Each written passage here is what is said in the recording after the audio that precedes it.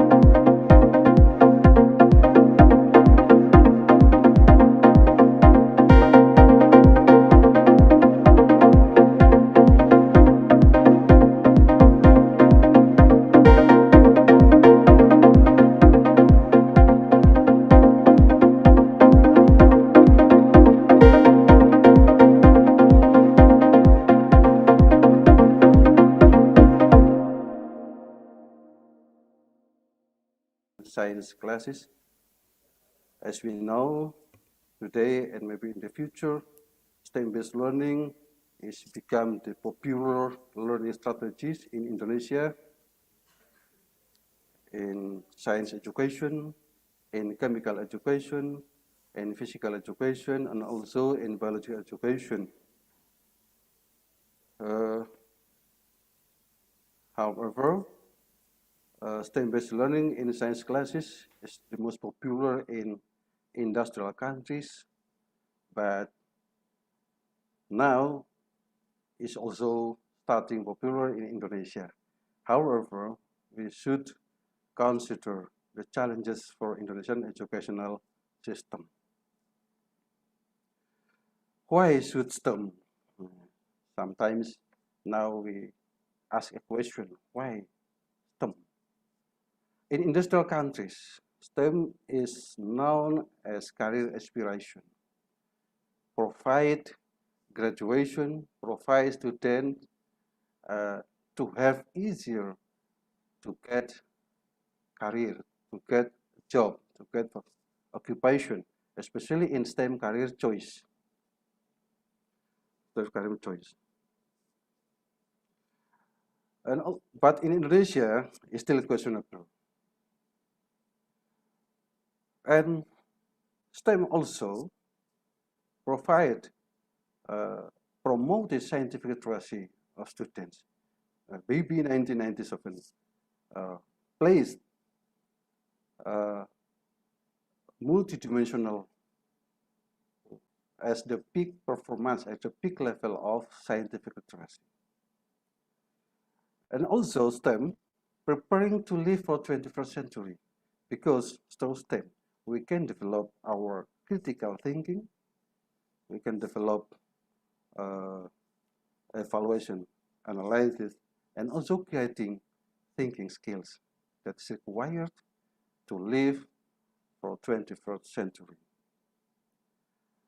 And STEM also, many experts suggested to use project-based learning, because project-based learning is provide students a mastery experience that is required to develop or to increase self-efficacy, attitude, and value that is supported to participate in STEM-based learning, in STEM-based education.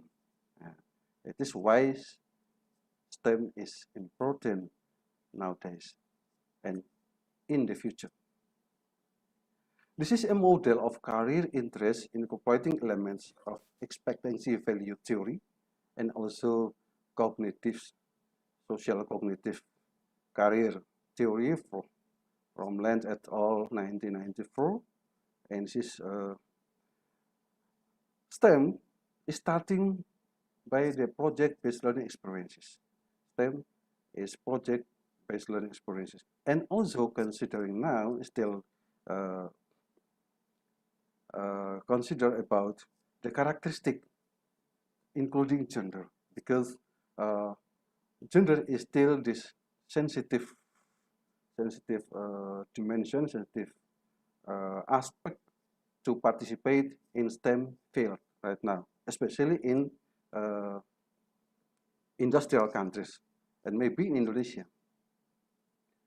Project-based learning, this is provide students with the experiences, and as we know, experience can make us to be a high self-efficacy and STEM self-efficacy also, because we are familiar experiences. So this is just not learning about the cognitive, about the knowledge, but also the skills and STEM skills here.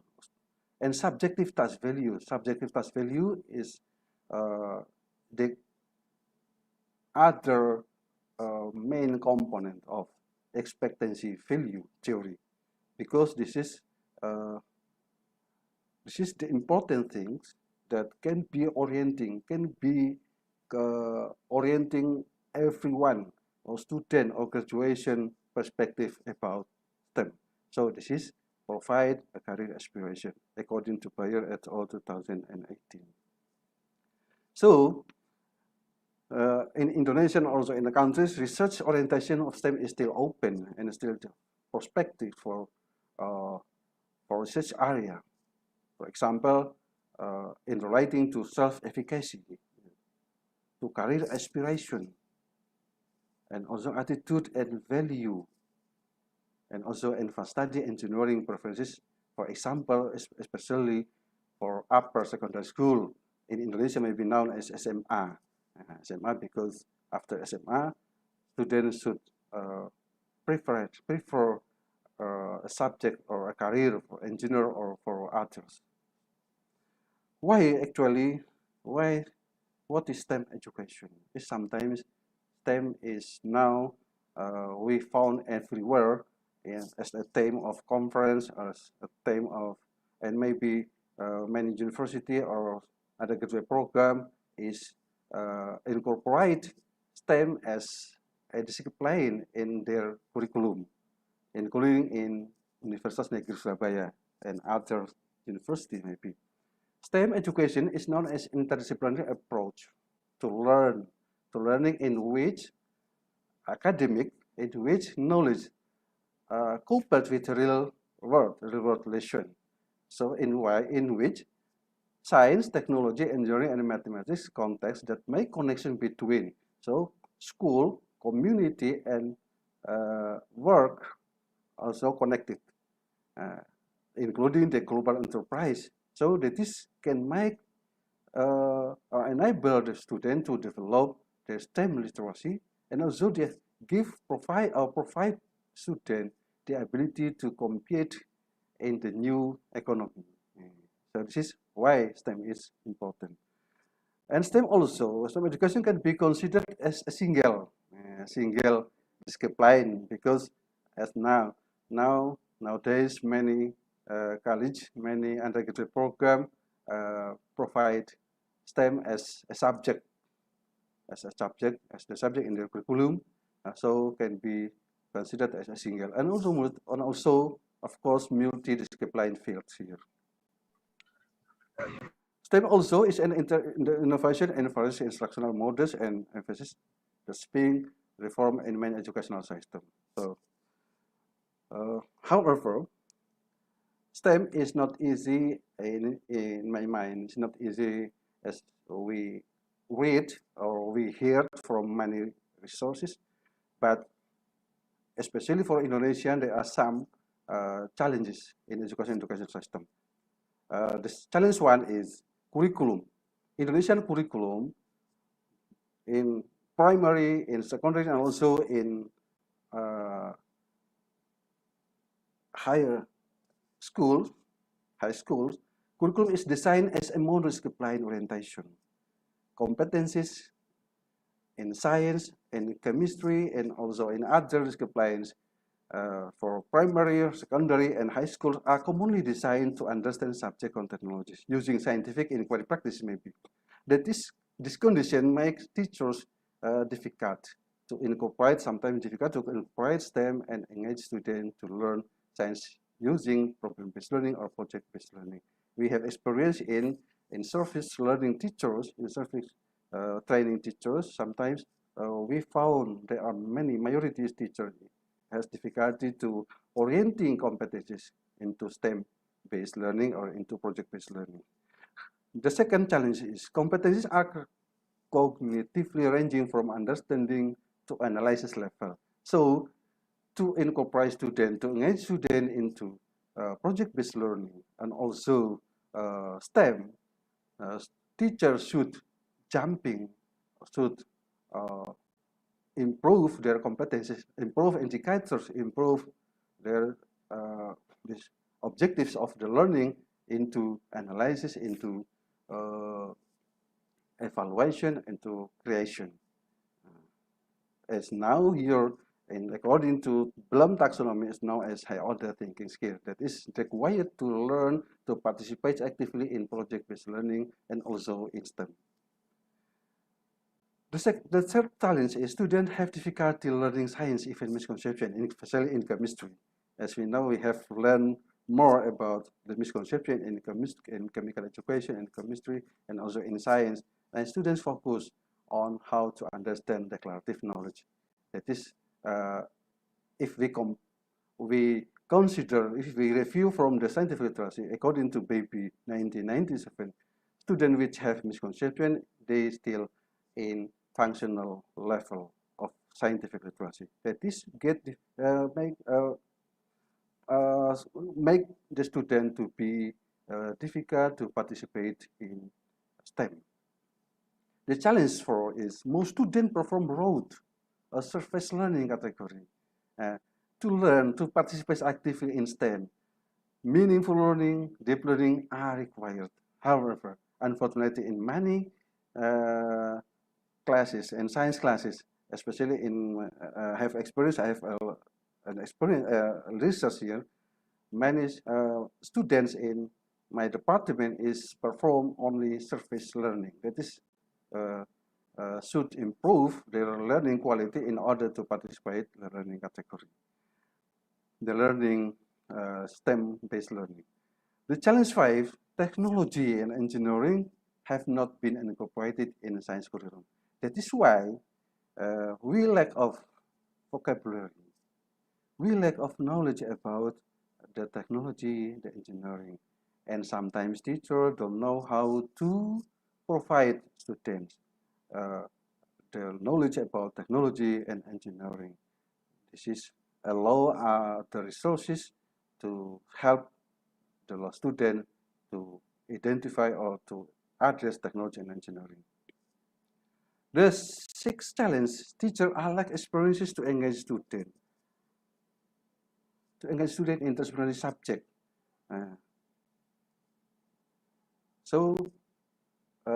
In integrated science also, teachers get difficulties to perform in science classes as well as in interdisciplinary subject. So need learning more to implement STEM education, STEM-based learning. And the next challenge, the challenge 7, the lack of implementation of student-centered learning. Many students are not experienced about the problem-based learning, project-based learning. In these strategies, problem solving skills are required. Scientific thinking skills are required in order to guide students to participate in the project-based learning in the strategies. And the next challenge is teachers have not experienced perform project-based learning. As now we ask to urge teachers to perform project-based learning in PPG, in service training teachers in science education. Then challenge 9 is science teacher is prepared only to subject for subject content knowledge.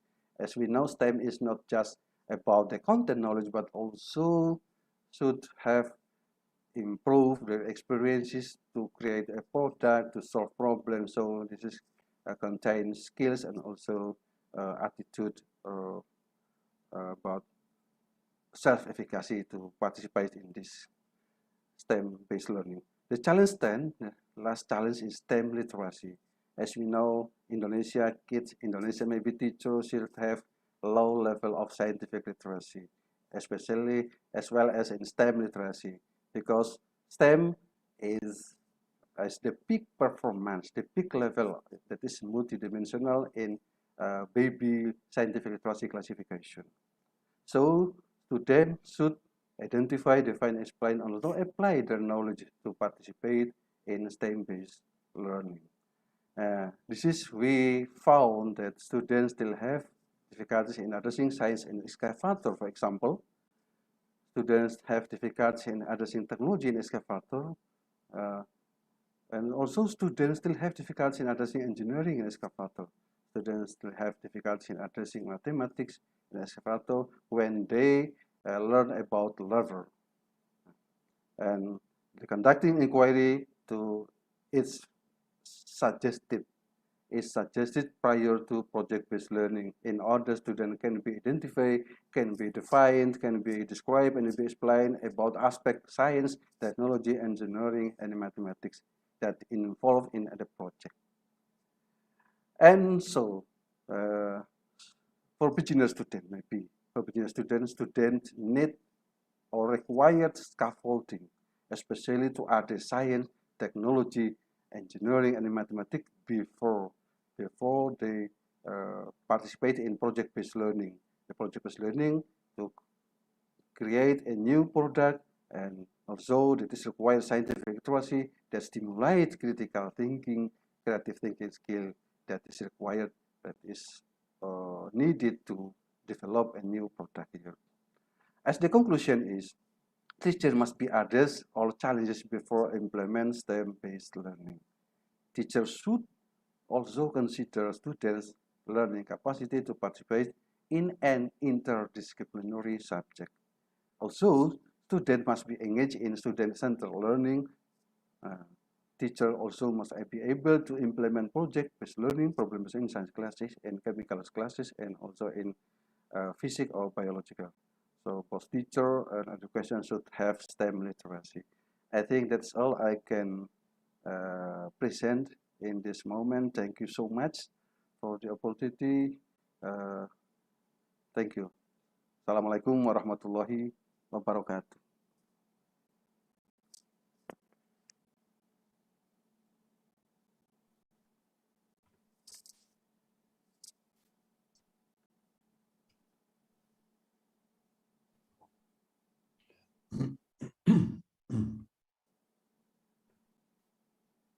So what is the moderator doing?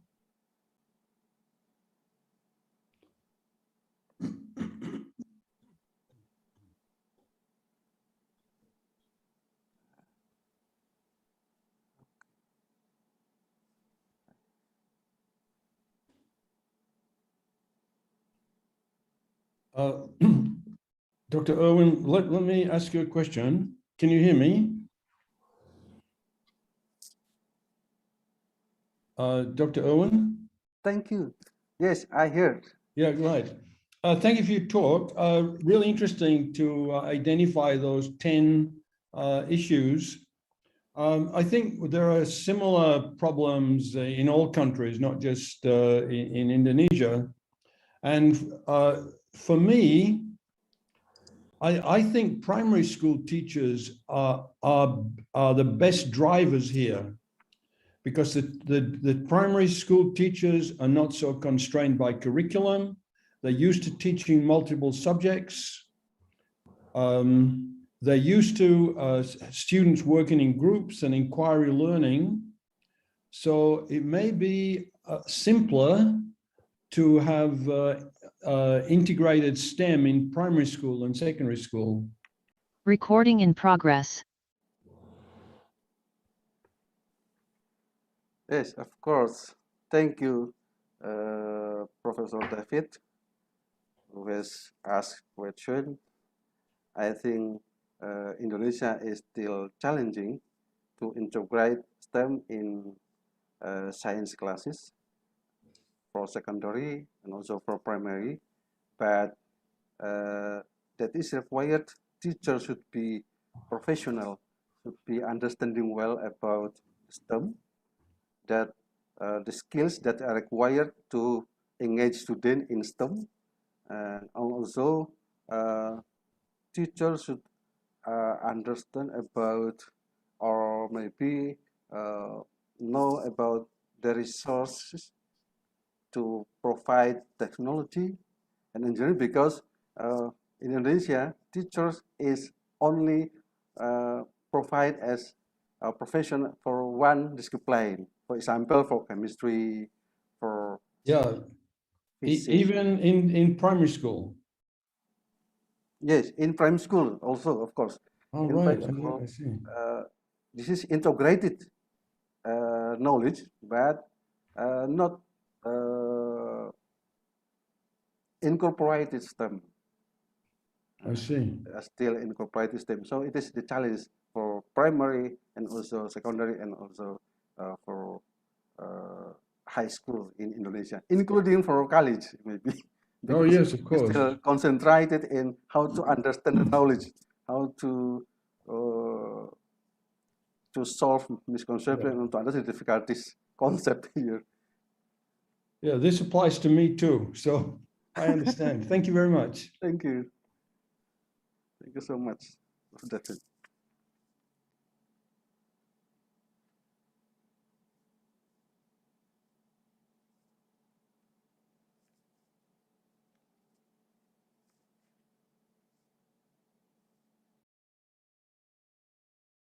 Columbia University, USA. Hello, Professor Irina. Hello. Okay. How are you today, Professor? Very good. Sorry, I mixed the time zone is so different. I'm really sorry. Okay, never mind. Okay. Professor Irina. Okay, I will read your CV. Professor Irina Lyabinskaya received her PhD in theoretical and mathematical physics from Leningrad State University in 1991. She has taught at the university as well as the high school level for over 30 years. Among her research interests are topics in integrating technology into mathematics and science education, free service and in-service professional development of STEM teachers, curriculum development, and international STEM education. She is a recipient of various awards for teaching excellence, including the Dosak or Tandy Prize for Teaching Excellence in Mathematics, Science, and Computer Science, and STA Distinguished Science Teaching Award and Citation, Education Unsung Heroes Award for Innovation in the Classroom, and an STA Vernier Technology Award. In 2011, she was inducted to the NYS Mathematics Educators Hall of Fame. Okay, in 2019, she was elected as a full member of Russian Academy of Natural Science. She is a recipient of several outstanding paper awards from an AACE and SITE, and author of 60 books about teaching of 16 books about teaching of mathematics and science, co-author of 13 chapters in books, and has published substantially in international recognized academic journals. All very wonderful. Okay, Professor Irina, please welcome. And now is your time. Thank you so much. I'm honored to be here. So I will share screen, and I also would like to suggest that if any participants are interested in more interactive experience, I put in the chat the link that they can join this presentation and see it on their own screens, but also being able to interact with some of the materials that I'm presenting. So my topic today, I want to share a few on lessons learned during pandemic on transforming STEM teaching to virtual environments. That everybody, okay. So, well, we all educators had a lot of challenges all over the world when pandemic came. We all had to move suddenly to virtual environment. And the pedagogical challenge really is very multi-dimensional. On one part, we're in 21st century, so our learning solutions have to be scalable, adaptable, engaging, and meaningful. Now, the virtual environment is very different from physical environment and requires a lot of thought in order to create that kind of experience for our students. I work predominantly with pre-service teachers, students who are preparing to become teachers, and they're the ones who need to learn how to change and reframe learning and teaching so that they can use effectively technology available to us in 21st century and be prepared for challenges that we experienced this during this pandemic. So I would like first to talk to you about theoretical background in this presentation, and then look at two studies where I had to transform the teaching, but also look at the two studies, one dealing with applied mathematics material at the secondary school level, and another one is dealing with teaching STEM with technology for pre-service teachers. in this presentation, I'll talk to you about development of theoretical frameworks, how that informed the course design, the results of the study with the students, and implications in future directions. First, just want to mention that the theoretical frameworks were based on major learning theorems such as behaviorism, cognitivism, and constructivism. And those theories lay foundations for the derivative theories such as situated learning, experiential learning, social constructivism, and collaborative learning. These are important aspects that I would like and we would like to bring into teaching from both perspectives, for teachers and for students. So on the other hand, even before pandemic, various models for online education existed, and particularly I was interested in the Picciana's model because it was based on those learning theories, and it was flexible. It was created to create a learning community where the interactions in that learning community happens from various modalities. And because of those various modalities and flexibility of interactions, that model worked really well for transforming the in-person classes into online environment. So this is a logical model for course design in any environment, specifically in online environment. So the learning theories were basis for using multimodal model for online education I just showed to you, and that served as a course structure for the courses that I taught. And then I've developed course-specific framework depending on the focus and objectives of the courses. So that created an online course framework which led to the design of the course.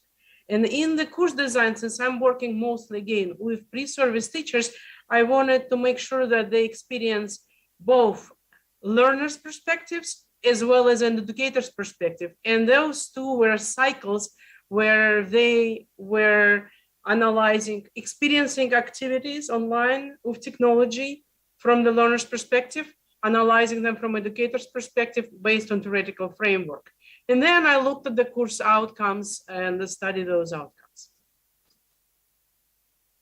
So the first one, we're gonna look at teaching applied mathematics course, the study around this course, which was a used problem-based learning approach. And I know the previous speaker just talked to you about problem-based learning, but applying the problem-based learning approach to online teaching of mathematics. So first of all, just briefly, so what is the problem-based learning?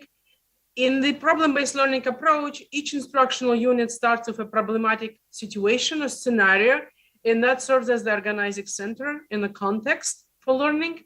It's usually ill-structured, messy, but students perceive it as important and relevant. And the whole idea of PBL process is to steer students through the complex tasks of brainstorming ideas, where they identify knowledge, asking appropriate questions, developing their own strategies for finding answers to the questions. Research shows that PBL has been a very effective approach for teaching and learning mathematics in the in-person settings and physical settings, because it deepens mathematics content knowledge. It prepares pre-service teachers to implement the same approach in their own classrooms.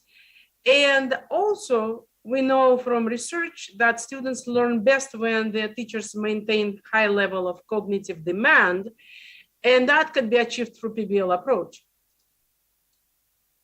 However, there are very few studies about PBL use in online mathematics or mathematics education courses. So this particular study was based on the need to examine how online PBL-based courses can support preparing mathematics teachers, future teachers, to implement PBL in their own future classrooms. Moreover, there are no theoretical frameworks for online PBL, so how to transfer PBL to virtual environments. So this study also looked at the development of a theoretical model of online PBL.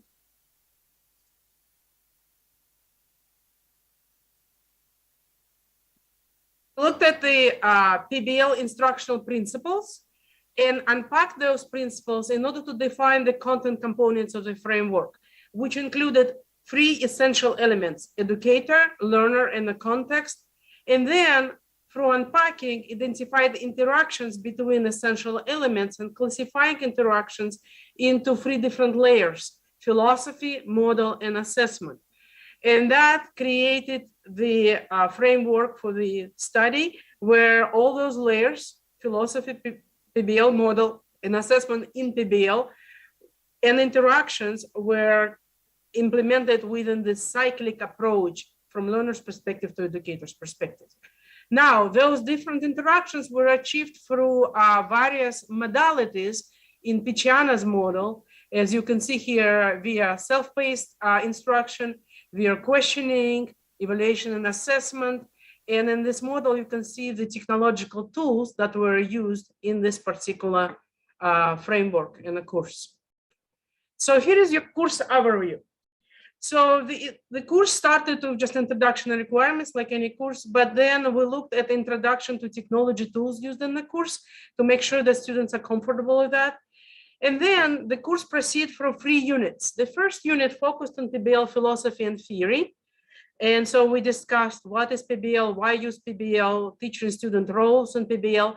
But as an experience from a student's perspective, students were, pre-service teachers were working with a crime scene investigation that focused on middle school topics of ratio, proportions, and similarity.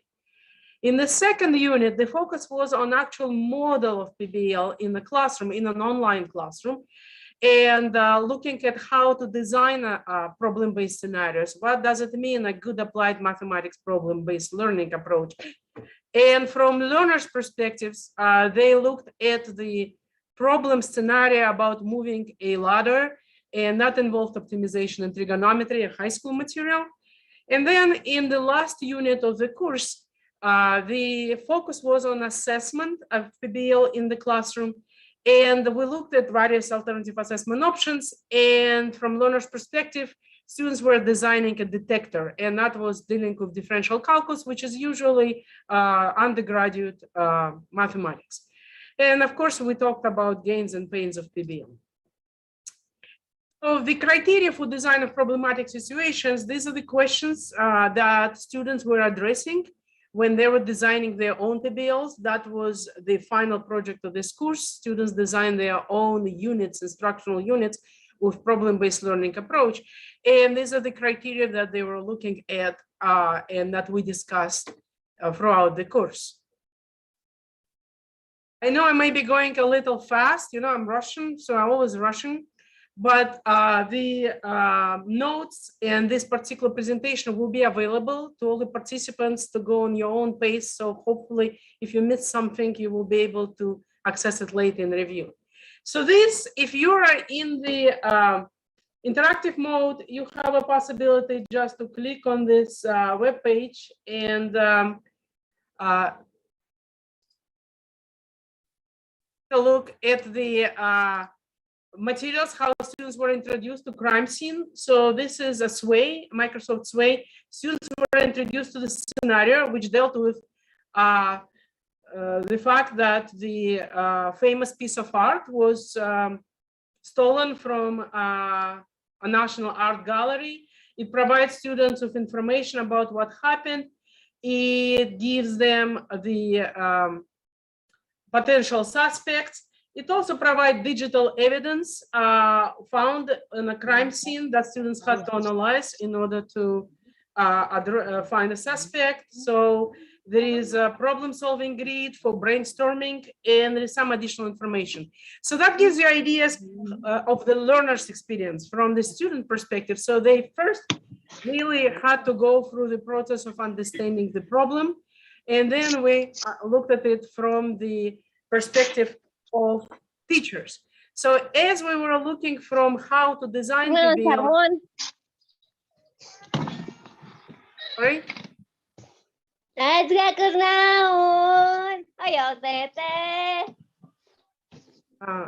So as we designed the PBL from the teacher's perspective, students also were asked to solve these problems this mathematics problem. So this gives you some ideas how students approach it.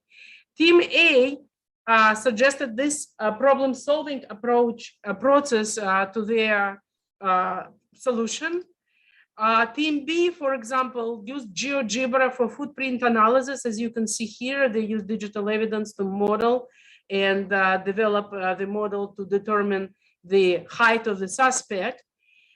Team C actually used physical experiment of water to try to model the paint spatter given in digital evidence. And then Team D used physics and trigonometry to think about how to interpret the paint spatter on the digital evidence. In order to analyze PST generated, so at the end of this course, this was just an example, but at the end of this course, students were required to design their own problem-based learning units. And the 4-point rubric measured quality of their packages that included research-based rationale. It included analysis of real-world connections of mathematics knowledge in their unit, technological essentiality and affordances in their unit, pedagogical approach, as well as quality of scenario problematic situation. So these were assessed, and the results of the analysis are shown right now here.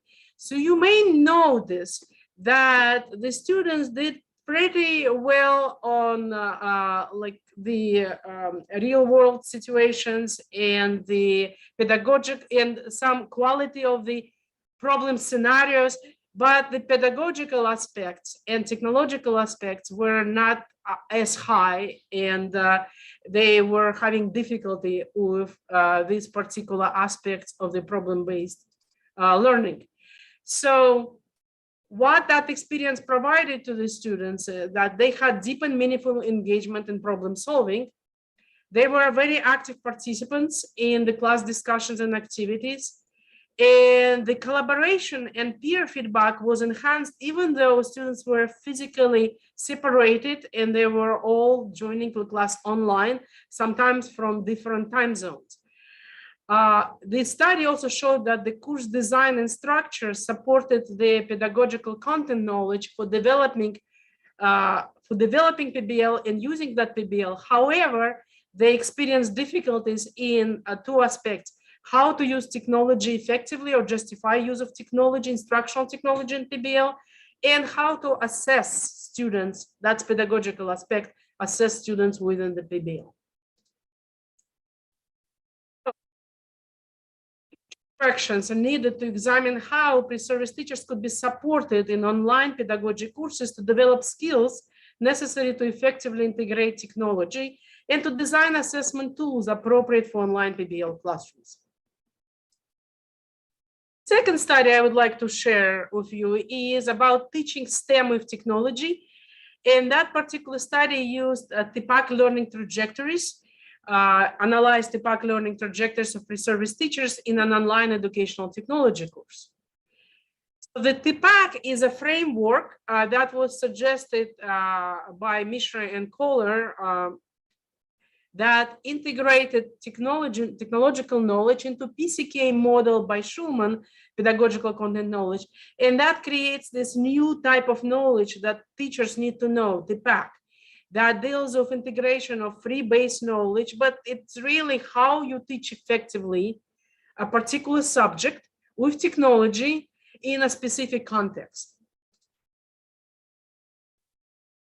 A TPAC growth model. The teachers have to develop TPAC, and it's happening when the technology, they go through levels of growth from recognizing that technology is needed in teaching all the way to level of advancing, where teachers evaluate results of integration of technology and integrate technology appropriately. So in this particular study, we used the course where students learn how to use instructional technology in online environments to teach STEM subjects. And we analyzed their growth in TPAC throughout the course through those levels. So the course also, like course framework, is based on several known frameworks. One is inquiry-based learning. So TPAC, inquiry-based learning, which is represented here. There is a levels of inquiry from very confirmation inquiry, from structured to guided to open inquiry, and it depends on how much guidance teacher provides to the students. And then cognitive demand framework offered by Stein Smith, Hennington, and Silver, which talks about mathematics tasks, or this could also be applied to science tasks. That could be low level based on memorization and procedures without connections, and high level tasks like procedures of connections in doing mathematics. So in order to develop framework, theoretical framework for the course, we align these three models. And based on this alignment, we develop the instruments to assess pre-service teachers' knowledge of TPAC knowledge of integrating technology into teaching STEM disciplines. So this gives you a TPAC level rubrics. If you're gonna go and look at this presentation on your own pace, notice that in the top right arrow, there is the arrow in top right corner, you can download any PDF documents in this presentation for your own reference.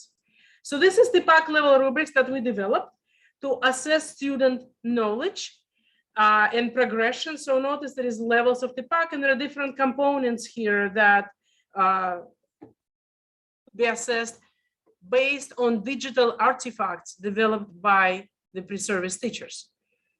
So the recent TPAC learning trajectories research shows that TPAC could be developed and how it's supported, but there are really no studies on TPAC in online environments and TPAC for online environments, how to develop knowledge for pre-service teachers to teach online with instructional technology.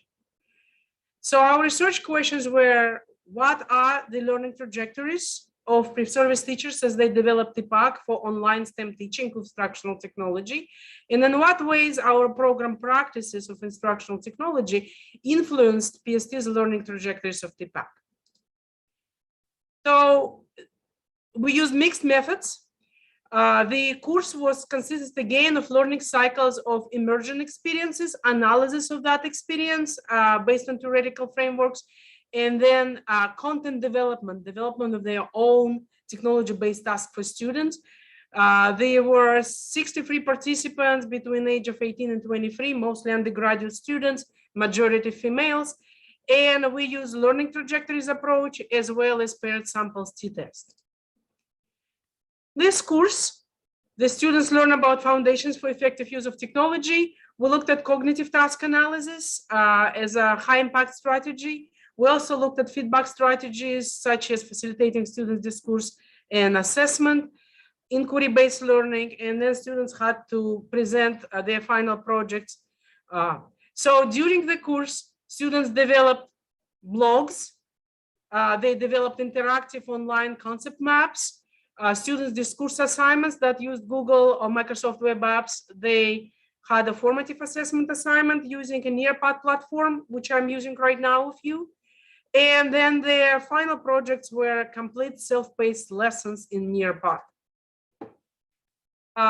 The data were collected, and that shows you what kind of data were collected. So we use learning trajectories based on 4 digital artifacts developed by the students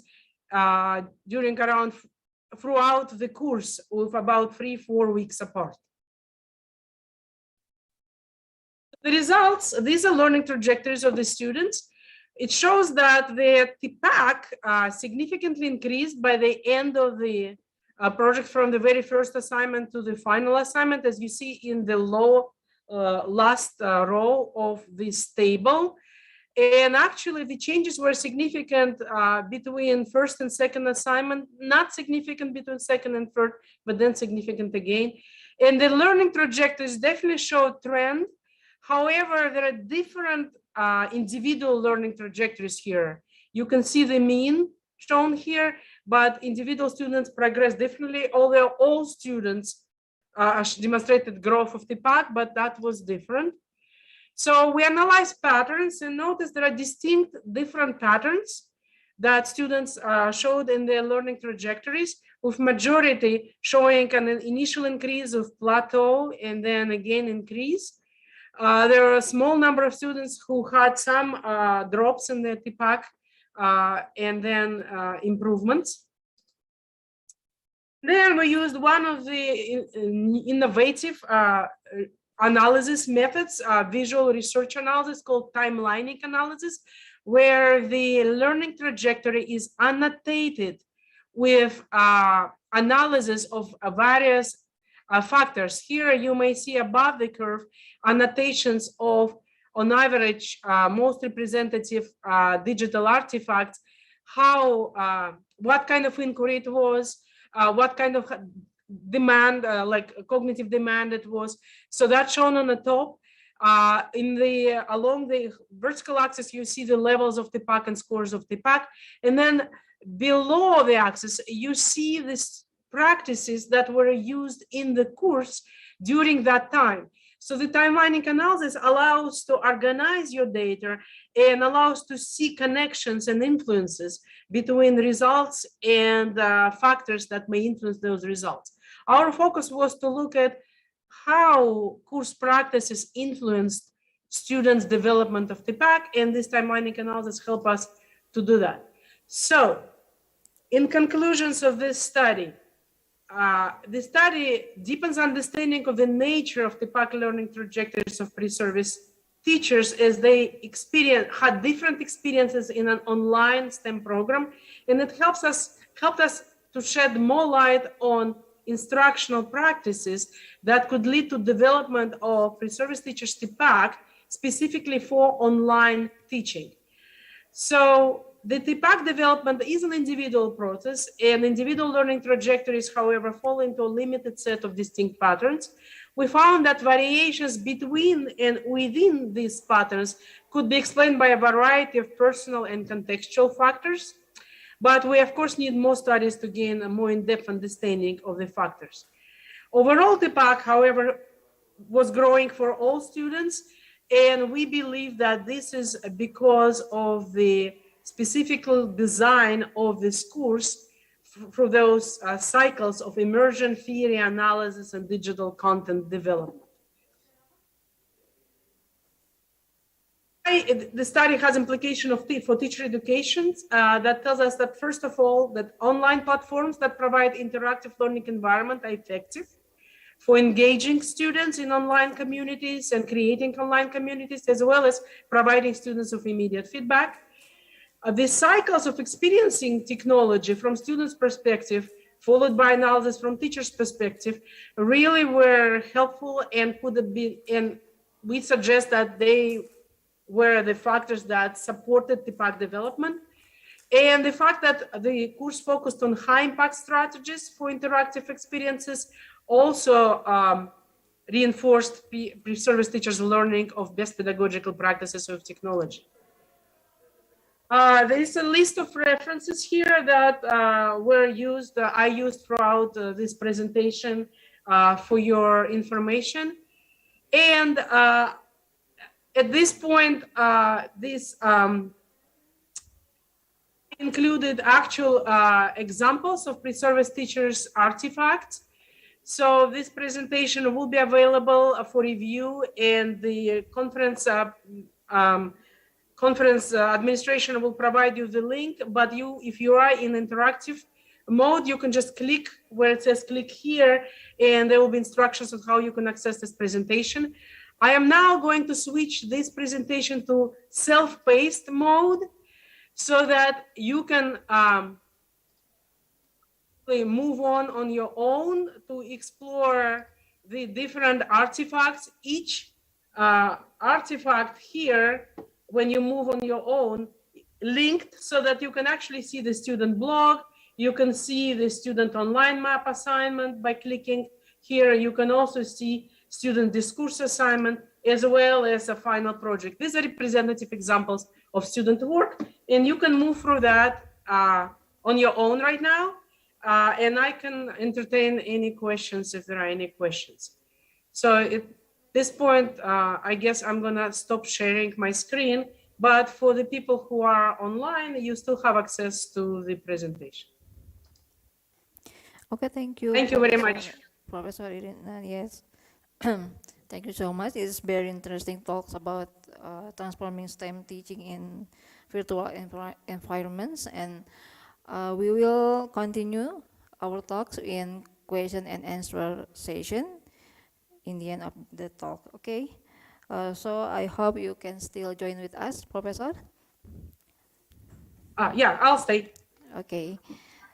Okay, ladies and gentlemen, we will go to the third speakers. The last but not least, we will have Professor Hairul Rahman. Okay, Professor. Professor Hairul, are you ready to join I'm here. us? Okay, thank you. Bu Dr. Pina, my colleague, I would like to present the last presenter. I Okay. think I Professor have Hairul, 14, 14 minutes left. Okay, never mind. okay. Before you start your talks, I will read out your CV. Professor Hairul Rahman is a professor in the field of science education, physics education at UN Sunan Gunung Jati Bandung. He is very active in doing research and writing articles. He has published 55 articles in national journal through individual and group international proceeding. The intellectual property right he has obtained in the last 5 years are 9 titles. Before joining UN Sunan Gunung Jati Bandung, he was a teacher at junior and senior high schools in Bandung, several Islamic boarding school foundation, Bangko Indonesian School, and Medan State University. Currently, he is a teacher. He is a lecturer at STAI Al-Bashariyah Bandung and the Stikas Unjani Cimahi. He is active in various consulting activities, expert staff, and technical teams in several institutions. The most recent being of him is Indonesian Students Competency Assessment Expert Team, and also Indonesian Madrasah Competency Assessment. And he often being a speaker at seminars and scientific meetings within the Ministry of Religion and Ministry of Education and Culture. Okay, for today, Professor Hairul will talk about environmental and character environment in STEM education. So, Professor Hairul, please. Okay, thank you, Bu Dr. Pina. Ladies and gentlemen, and all participants at this STEM education conference, I thank you for your presence. I would like to thank the Dean of Faculty of Tarbiyah and Keguruan UN Sunan Gunung Jati Bandung and the committee of this conference. Please allow me to share about environmental and character involvement in STEM education. This presentation in our collaboration based on our collaboration research with elementary school teachers, elementary school principal, madrasah ibtidaiyah teachers, and high school teachers. Okay, this presentation consists to research results that have been published in a national and international published journal, and I'm happy to present the systematic presentation, introduction and method, result and discussion, and conclusion. We know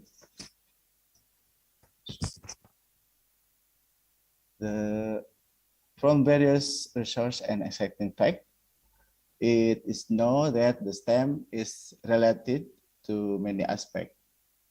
So the aspects that are often involved in STEM research are environment and character. Okay. For the introduction, why is the STEM important to student? Okay, so the STEM teaching and learning goes beyond the more transfer of knowledge. It's student and equip them with critical thinking, problem solving, creative and creative skill, and unlimitedly established connection between school, workplace, and the other.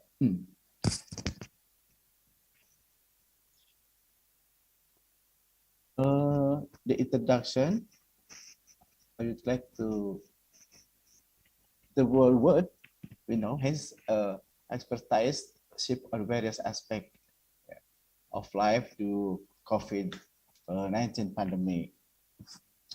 And education component include institutions that experience various extreme change in the educational aspect, and other immediately change the various component of education, especially the learning process and practice. The second research, science, engineering, technology, mathematics, and STEM strongly support the current era of the educational development. You know, the component that strongly support the success of STEM. STEM mastery is student literacy toward science concept. To our research, the novelty value of this study finding is a distance learning model during the new normal and various level of education by taking into account the diversity of STEM abilities, and student character. Three component abilities of STEM. We have some indicator and productivity. This is product what student have, and student character. So the second research, they refer the profile of scientific literacy skill that support the achievement of STEM.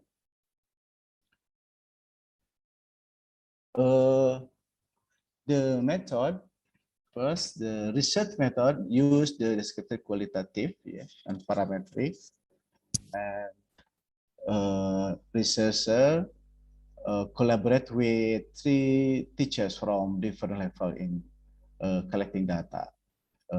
Teacher of elementary school, teacher of Madrasah Ibtidaiyah, teacher of high school at Bandung and Jakarta. Respondents who are actively involved are students from the 3 school level. And the second research, participatory exploration using the mixed method. The participant in the study were class 6 students from elementary school in Bandung, as many as 26 people.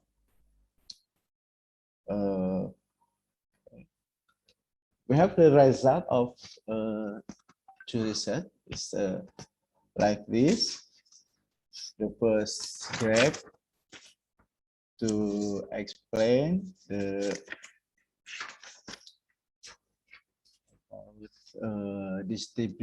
distribute of selected technology product. Yes.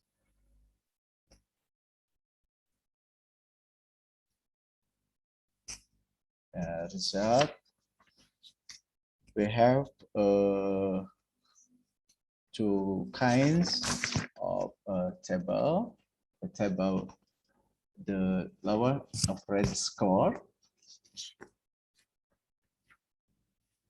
the profile of a technology product first, like it. The right, this is a profile of technology product. Of the various types of technology product presented, students choose the product they know this around their resident and level of use. This is the figure show the technology product most often referred to as a student around the neighborhood are mobile phone, 23, and television, 19, and so on. And many technology product chosen, the student have been able to describe the product.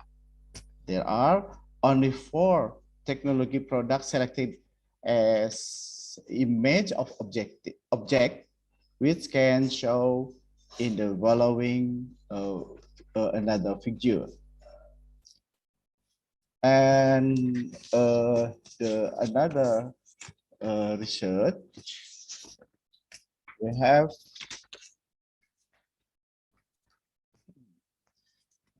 have to view. I'm sorry. The first graph, this is a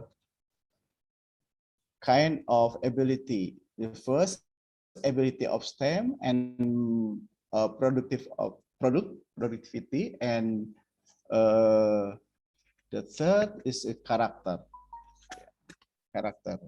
And the second graph is a coefficient correlation about product and character, STEM and character, and STEM of product.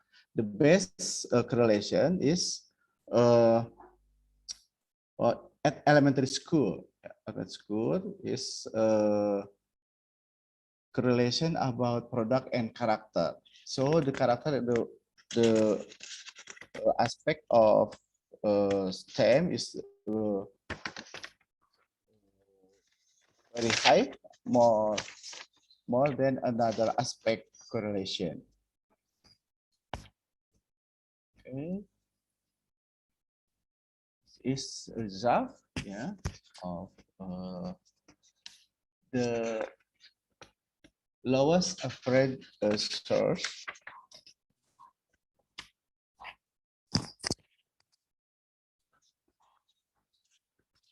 is a table of interview.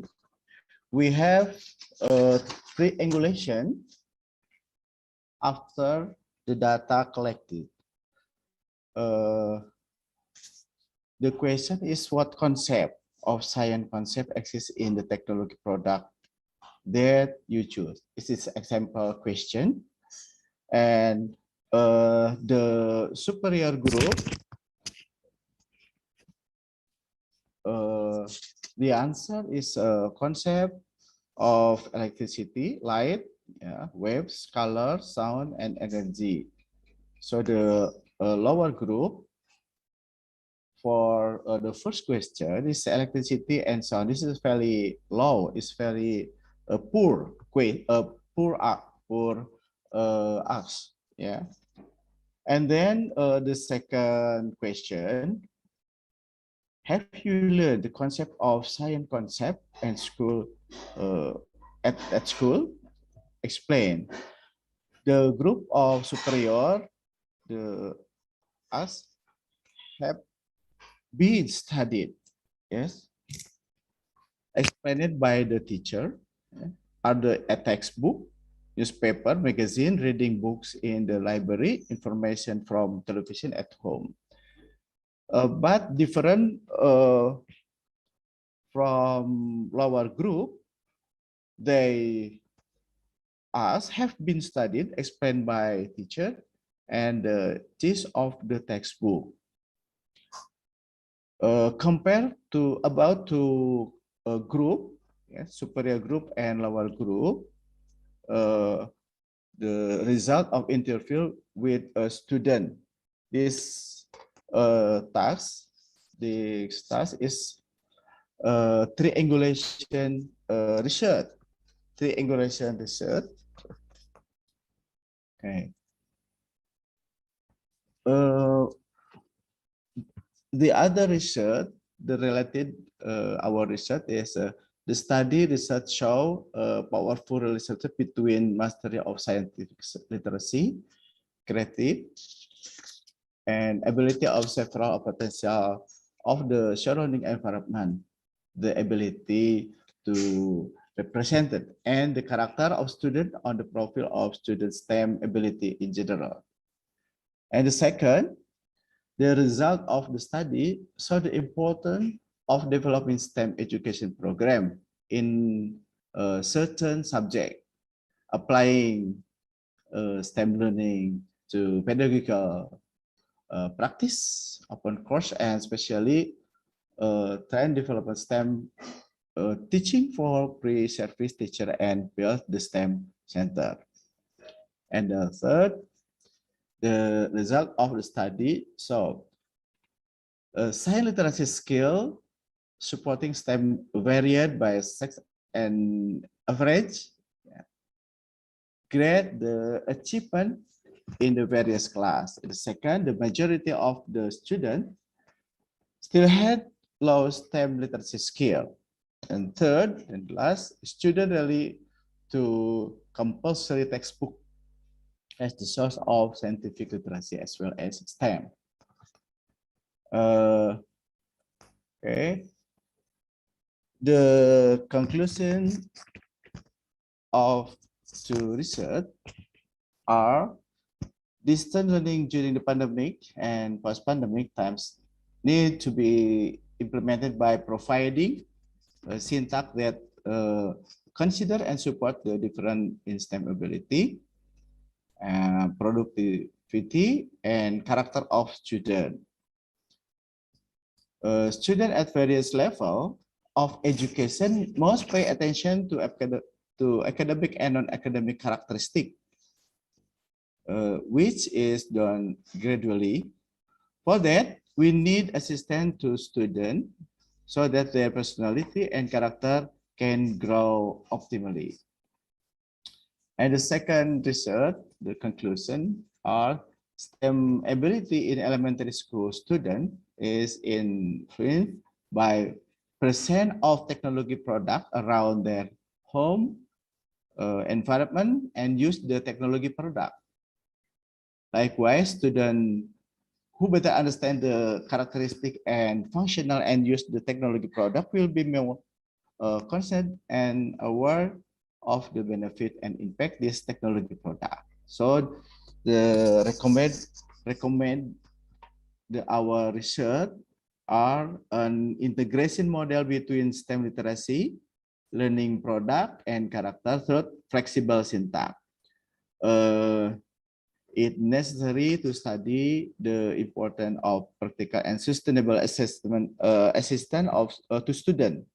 And this study, that introduction to technology product as a preliminary understanding of STEM must begin at the elementary school level, both directly and third example of application to science concept in learning.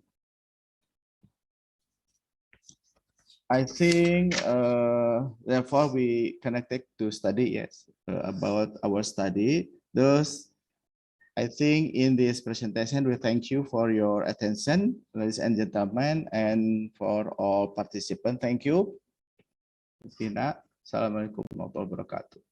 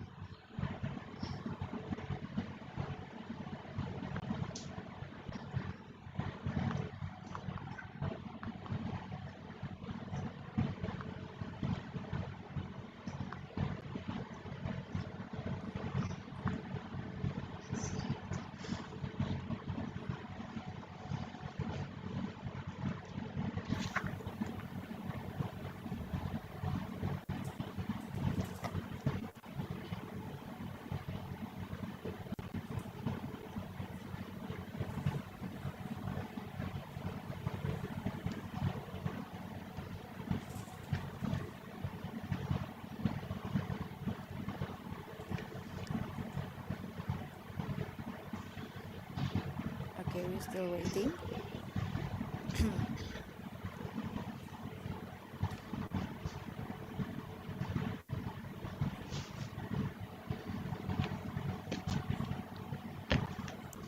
Okay.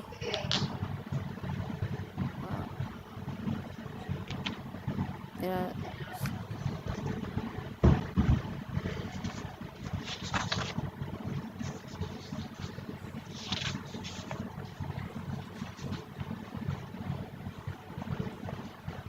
Moderator, are you wanting people to ask questions? Okay, Professor David. Are you Please. wanting people to ask questions?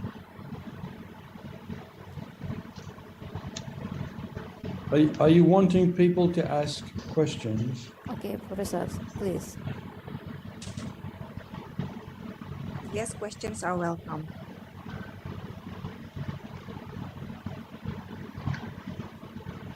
Okay, well, I can ask a question. I'll come back to Dr. Ehrman again, where we started a conversation about integration of STEM. I predict is more easy in primary school than secondary school. Do you have any evidence that that's the case, Dr. Ehrman? Thank you. Thank you, Prof. David, for the question. Nice question. I think so, that this integration STEM in primary school and secondary school should be appropriate with the level of schools, the level of grade, yeah, I think. So, but we have some experience about our research, especially for secondary schools. But we don't engage students in project-based learning, but we're starting with an inquiry in order to identify, to acknowledge, maybe to address science, technology, engineering, and mathematics. We provide a product, a technology product, for example, to when they learn about lever, because in Indonesia sometimes it is provided as content knowledge only, that is not connected with many technological product of technology. For example, excavator. In this example, we found many students because still have difficulties because they have not experienced incorporated engagement in STEM education. But so we suggested inquiry can be performed, can be implemented before project-based learning in order to make students familiar with STEM, including in primary school. So maybe we're starting with inquiry first in order to asking questions about what is science, what is technology, what is about mathematics, what is about engineering in a simple technological product maybe. Thank you, sir. Okay, thank you, Dr. Ehrman. Okay, thank you, Professor David, for your question. I hope it is does answer your question. And then we're going to chat room. There are one question from Sri Rahayu from Universitas Malang to Professor Irina. Okay, Professor Irina, it's question for you. Professor Irina, thanks for great presentation. Is there any valid paper and pencil instrument to measure defect teachers? Okay, this question. Yes, thank you very much for your question. Yes, as a matter of fact, there are a lot of valid instruments. So when you're asking about paper and pencil, I am thinking that it might be a question where students write answers to some questions on a paper and pencil. So let me just explain. There are like 3 types of assessment instruments of TPAC. There are questionnaires or surveys where students self-assess themselves. So these questions may give them different types of questionnaires on their confidence of technology, the way they perceive technology.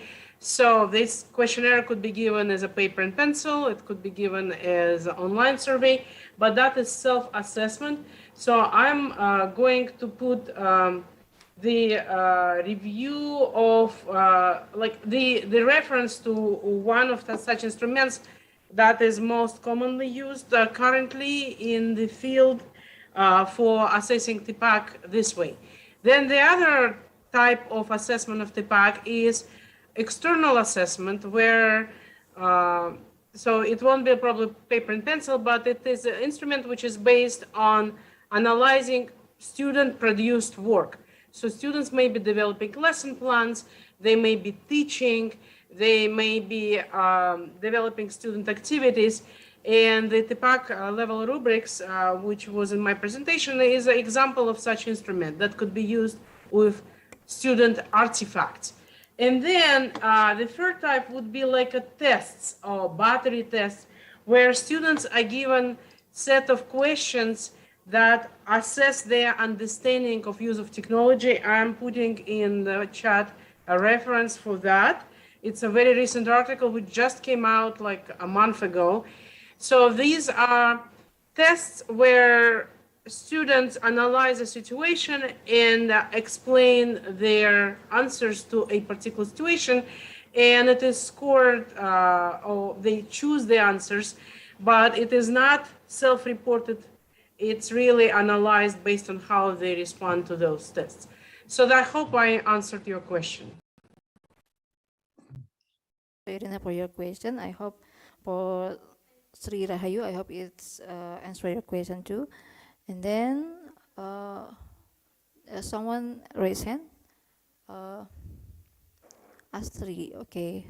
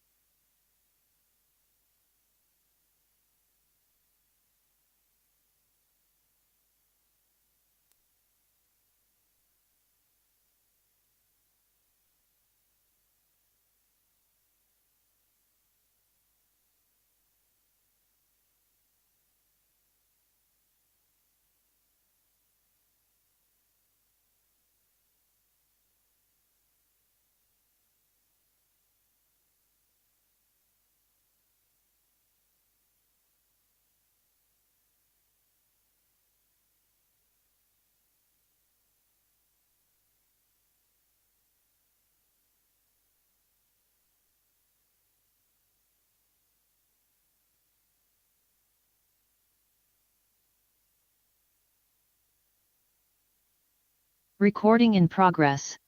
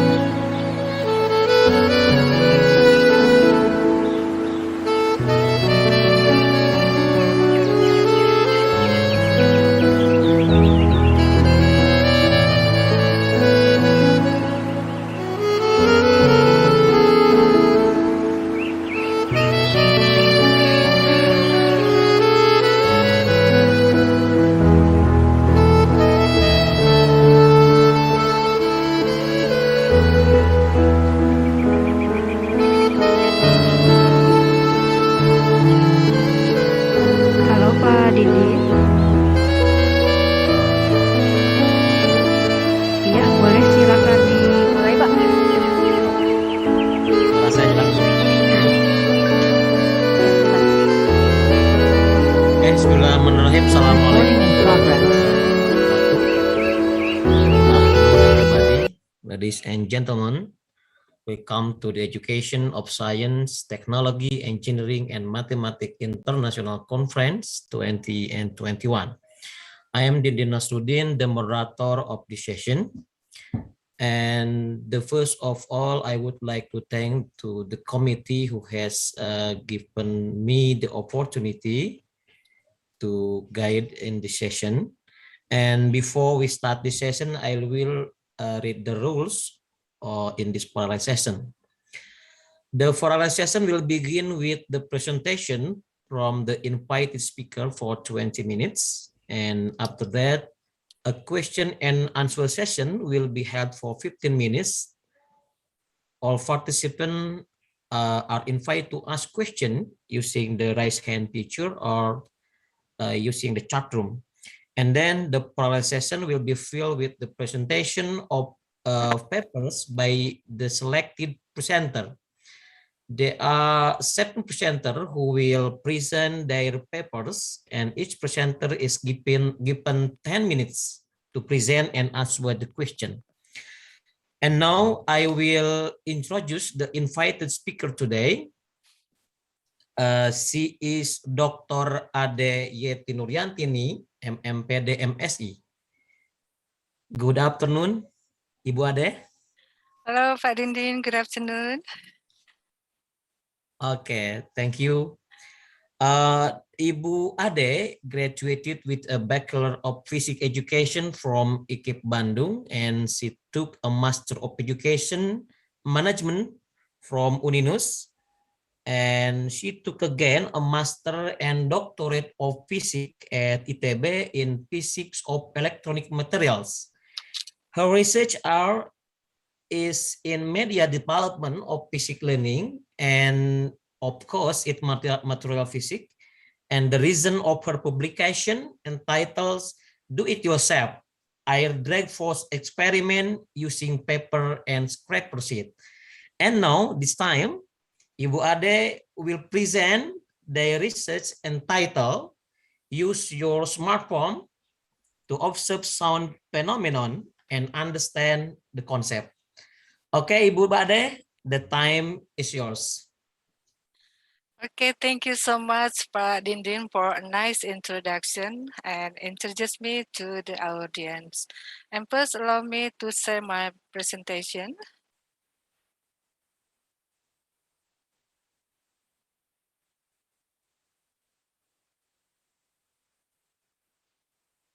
Okay, is the slide viewable, Pak Dindin? Okay. Okay, Good. thank you. Good afternoon, ladies and gentlemen. Assalamualaikum warahmatullahi wabarakatuh. Waalaikumsalam warahmatullahi wabarakatuh.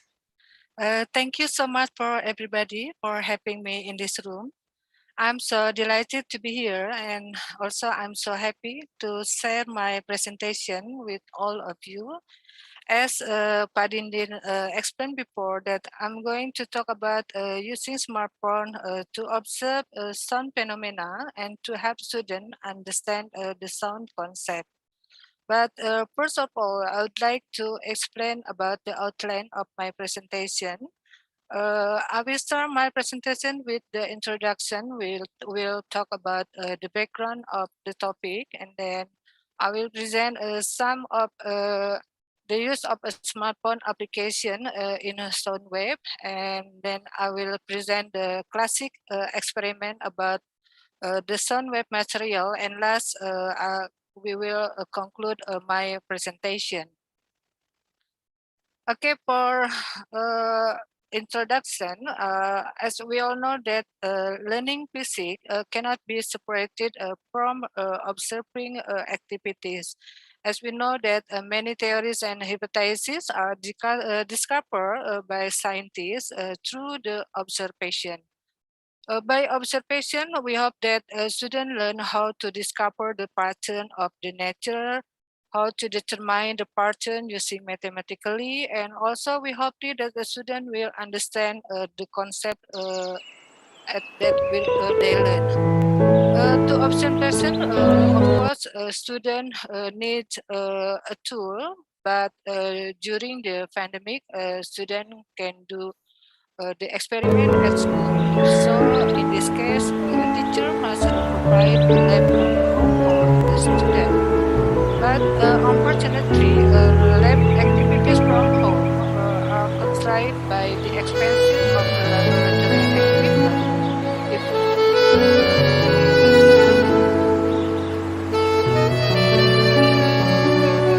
Recording in progress. Like using more utilization of technology in this learning activity. I agree about active opportunities for education. Although on the other hand, there are no disabilities. Many people have challenges using their talent, but we can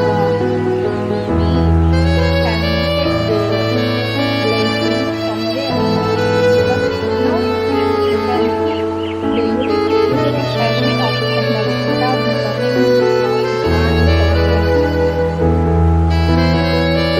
Many apps can be implemented in the learning process, or we can use many apps in Android maybe, or many tools for assessment, for learning, and using maybe not products only. We can use many apps in learning, and that's something blessing in education. This is the introduction. We can see this is the result of SMERU research and the use of application by teacher in learning. And it can be seen that most of teacher in Java, we can see here, this is the red one, teacher using digital application. And we can see here, that teacher most of teacher have used the application in learning. Almost 70% teacher in Java can they have using or utilization technological in learning using apps in learning, and many apps. Recording in progress. Formulas then knows how to use them in the future.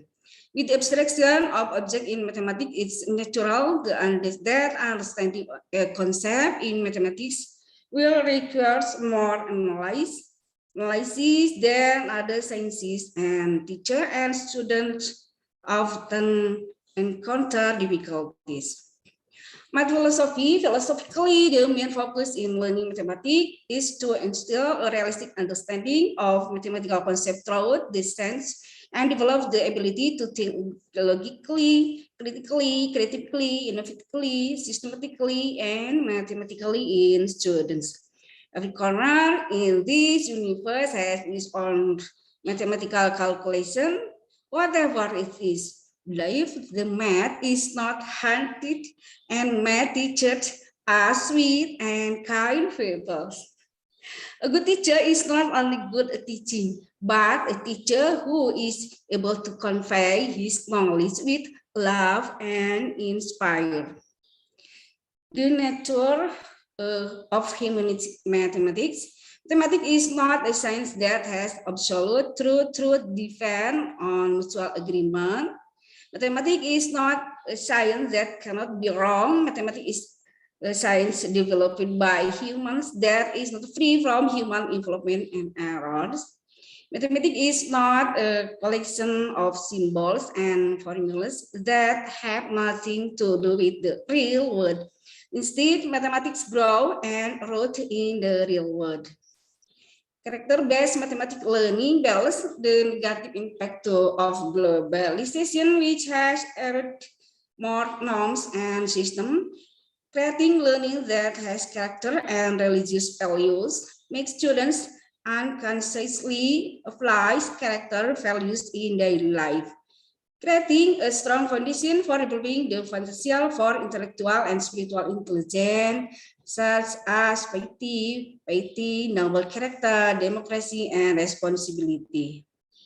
Integration of the Quran in mathematics learning, making the Quran and local cultural wisdom as a source of mathematical knowledge. Al-Quran instills mathematical concepts so that students can build their reasoning power logically, systematically, consistently, critically, and disciplined. Learning mathematics in the Quran contains activities reading, observing, thinking, question and answers, experiment, discussion, recitation, problem solving, and reflection. Mathematics is close related to the Al-Quran. By learning mathematics, we also learn Al-Quran. Mathematics is not only numbers and operation, but a word of logic and religion connection. The basic concept of mathematics found and explained in the Quran. In fact, mathematics is part of Islamic science and inseparable from the Sharia in Al-Quran and Hadith. Al-Quran discusses the subject of counting, operation, addition, subtraction, multiplication, division, set, integers, whole numbers, fraction, social arithmetic, operation to calculate or algebraic forms, comparison, sequence, and number patterns, time, distance, and velocity, probability, geometry, angle, volume, and area, symmetry, trigonometry, and Pythagoreans.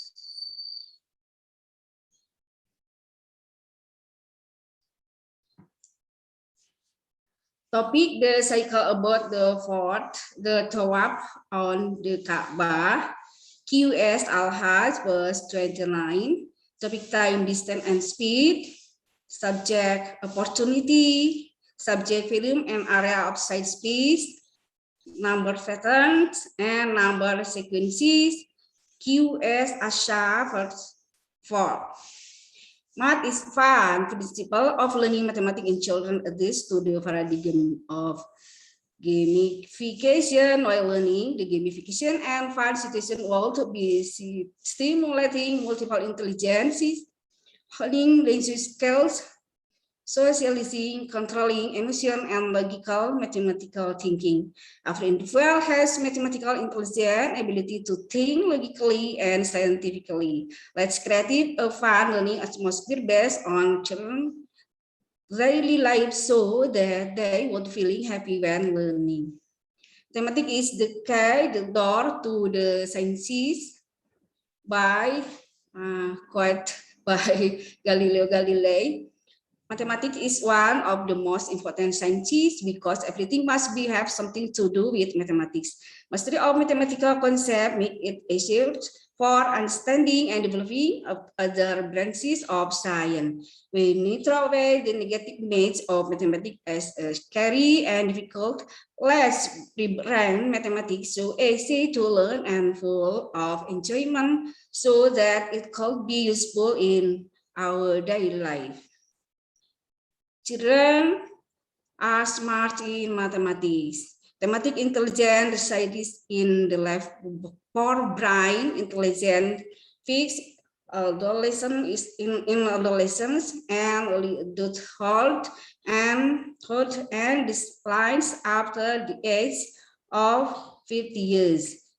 In the process of learning, mathematics not only use the left brain, but must have a high level of imagination, intuition, which is a part of the right brain. Use the left brain and right brain in a balanced way. 9 profiles of multiple intelligent learning style.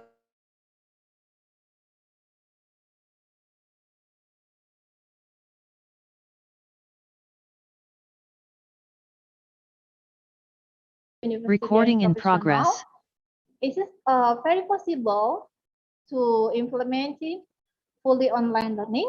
It is so possible and maximum utilization technology like in university, college, or professional. And also it can implement digital learning fully. And also we can implement the blended learning system. In middle level, secondary and high school, we can using blended learning and also online learning or distance learning. It is maybe not little children again. The secondary school and high school, they are ready for distance learning, ready enough, I think. Okay, next slide. We can see this is the research, the result that we can see from this graph that for millennials are not interested in branded emails. Oh, so what interesting for millennial and Z generation? Yeah, maybe all of you or maybe several of you is millennials or maybe Z generation. Yes. Now, from this result, we can see that the graphics show that the younger generation prefer videos and social media. Very prefer video and very prefer social media. So everything about video, about something can audio visual is something very prefer for millennials and generation Z. Okay, finally, let's not forget that YouTube is the second most popular search engine, only behind Google. Okay, you can yeah, we are almost all always using YouTube and always Google for search something. And also 1 in 2 millennials and Generation Z say they don't know how they get through live without video. So the video is most important thing for millennials. This is not a surprise for me because we can see the social media like Instagram and then YouTube. It is the user is almost the millennials and Gen Z. Okay, from the introduction, we can see how to delivering chemistry learning in pandemic COVID outbreak with the characterization from the millennial and Gen Z and other character we have talked in several slides. Okay, we can see the chemistry or chemistry. Chemistry has three pillars. This is Johnson triangle. We call Johnson triangle. It's from RSC. Then chemistry has macroscopic and submacroscopic and symbolic. The macroscopic is something we can see, we can, yes, in chemistry, you will use macroscopic and submicroscopic model to understand certain concepts. Scientific model, a thinking device built on experimentation that help us to understand the explain macroscopic observation. As submicro, what is submicro? Is subatomic, atomic, molecular, multi-particle, something we can see on our eyes. And the symbolic, it is mathematical, graphical, numerical model, and etc. This is the example from symbolic in chemistry, and then this is the subatomic combustion chemical reaction. The combustion in macroscopic, of course, we can see on our eyes. When the combustion is happen, what's going to do, what's going to produce, we can see, and we know that from the symbolic and then from submicro and also from the macroscopic.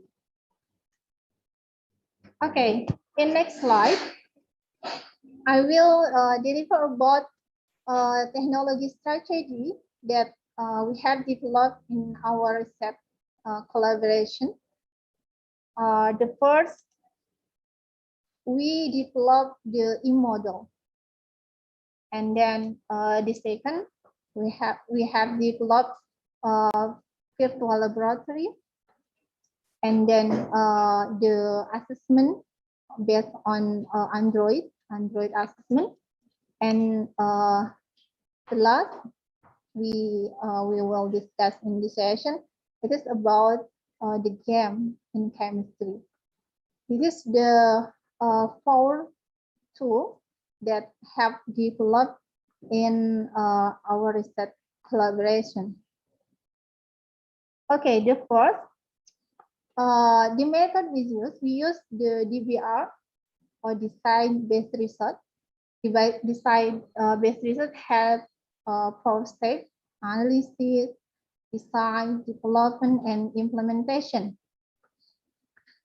In analysis, we have to concept analysis, and then we can define what is the main concept, what is the primary concept, what is the secondary concept, and can we make the mind mapping maybe, and that we have to decide.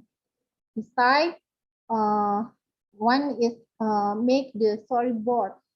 What will talk in the virtual lab or game or in model. We create the story. We create the what we will talk, what have to do in our product. And in third step, this development the product and validation of the product. The product is virtual lab, game, or e-model, or the Android assessment. And the fourth step is implementation, when the product is valid, and then we continue the implementation in distance learning. So this is fourth step we have done, and we have a product in our laboratory. The first product is virtual laboratory, consists of lab equipment menu. Excuse me, it's 5 minutes remaining. Okay, and then the material, procedure, and quiz. Virtual laboratory I decide by combining text, image, animation, and sound, so that user can do practical work as if they were facing a real phenomenon or set of laboratory equipment without being present in the laboratory. So because of the pandemic, we cannot go to the laboratory. We can do practical in virtual lab. This is our virtual laboratory that have developed in our lab.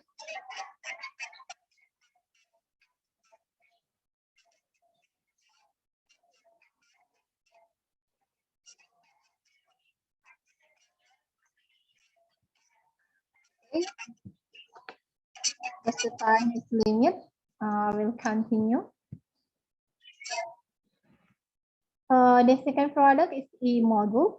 This is our e-module about reduction and oxidation. Okay.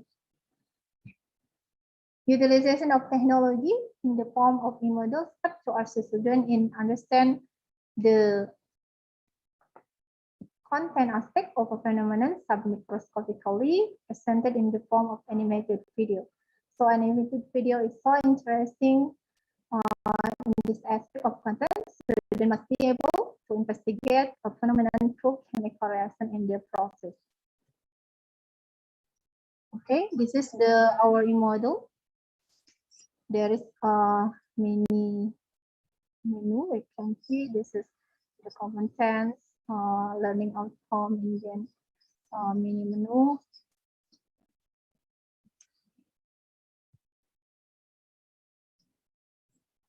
Okay. All of our tool that we have developed, it is based on Android based. So we can install. This is all of the apps in our phone cell, and we can using this app everywhere, every time. And the third is assessment instrument, Android based also. This is our assessment instrument. This assessment instrument consists of multiple choice questions developed in Android application. The result indicate that an Android-based assessment instrument on voltaic cell is very suitable to be used as an assessment tool. This is our assessment tool. So the student can assess in many subjects, whatever way, when, yeah, everywhere, every time, because it can be do in Android. Okay, and the last is this is the game about green solar sea. This is an Android application game. We developed in based on DSSC, dye-sensitized solar cell. To this is green solar sea is a game with free of charge with mobile application to introducing students to a dye-sensitized solar cell working principle within green material. And the survey feedback demonstrated that the game is a helpful tool and innovative to learn the importance of green material in DSSC cell. And also in this game, player can study fundamental of the social working principle with green material and the integrated quiz. This is the reference that I have used in this presentation. Thank you very much for the time. Assalamualaikum warahmatullahi wabarakatuh.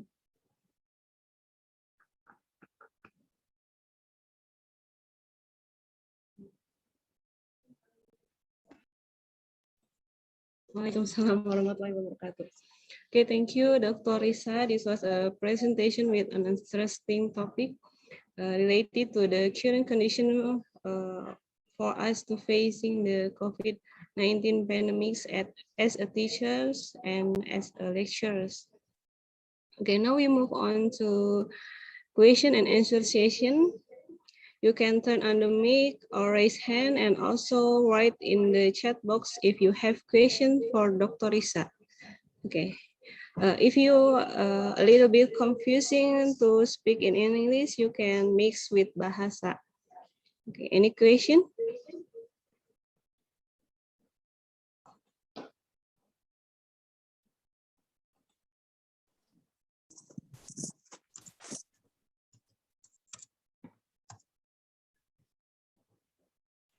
I think there is a question in chat box. Oh, Assalamualaikum. Okay, there is a question from Mrs. Rika. Okay, I'd like to ask how to apply multiple representation to materials that require numeration, such as stoichiometry or solutions. Okay, Dr. Risa. This directly to answer? What? Okay. Thank you for the question. Waalaikumsalam warahmatullah. From Rika. How to apply multiple representation to material that require numeration, such as stoichiometry or solution. Okay, multiple representation. We know that within the slide that have macroscopic, submacroscopic, and symbolic. In material that require numeration, I think we can define or analyze the concept before we apply the multiple representation. The stoichiometry is a very numerical concept, I think. We learn about mole and then many numeration in that concept. We can apply the multiple representation of course from the macroscopic phenomenon. Maybe like the combustion reaction, maybe, or many reaction in chemistry. From that, the phenomenon, and we can analyze what the submicro in that reaction, and that how to calculate the mole, maybe the volume, or another variable in that reaction.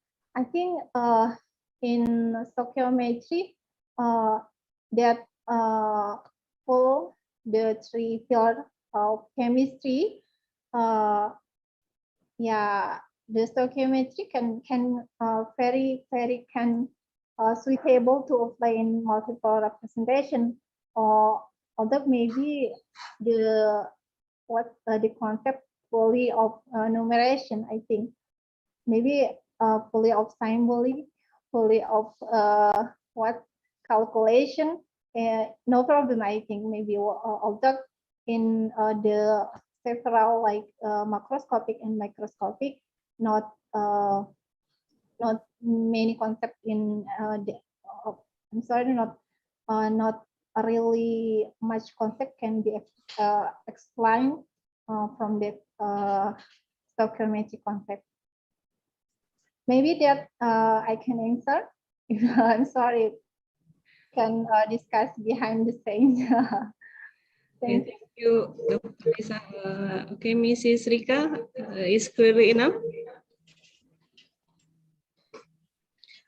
Okay, I think one more question. This is from Ervita from Universitas Negeri Malang. Okay, thank you, Miss Ervita from Universitas Negeri Malang. The question is, in the product that you developed, what learning approach did you use?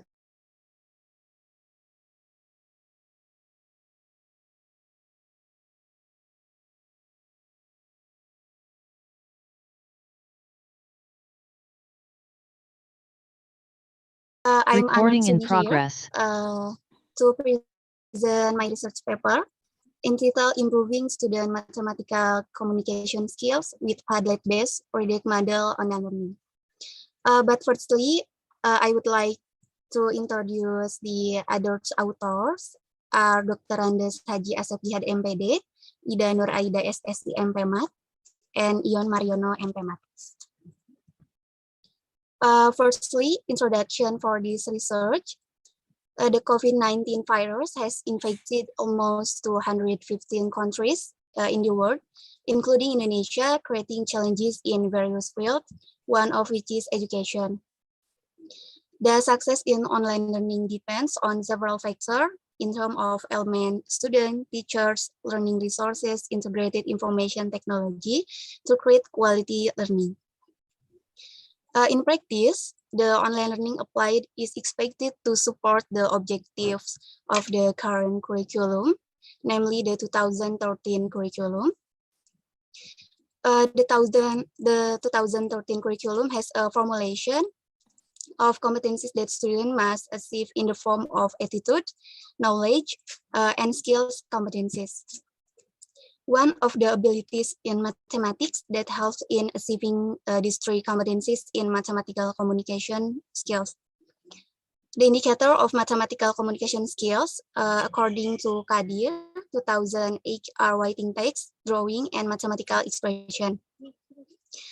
Based on the result of preliminary study in one of the high school in Bandung, the highest score of student in working mathematical communication skill questions is 66, and the lowest score is 7 from the range 1 to 100.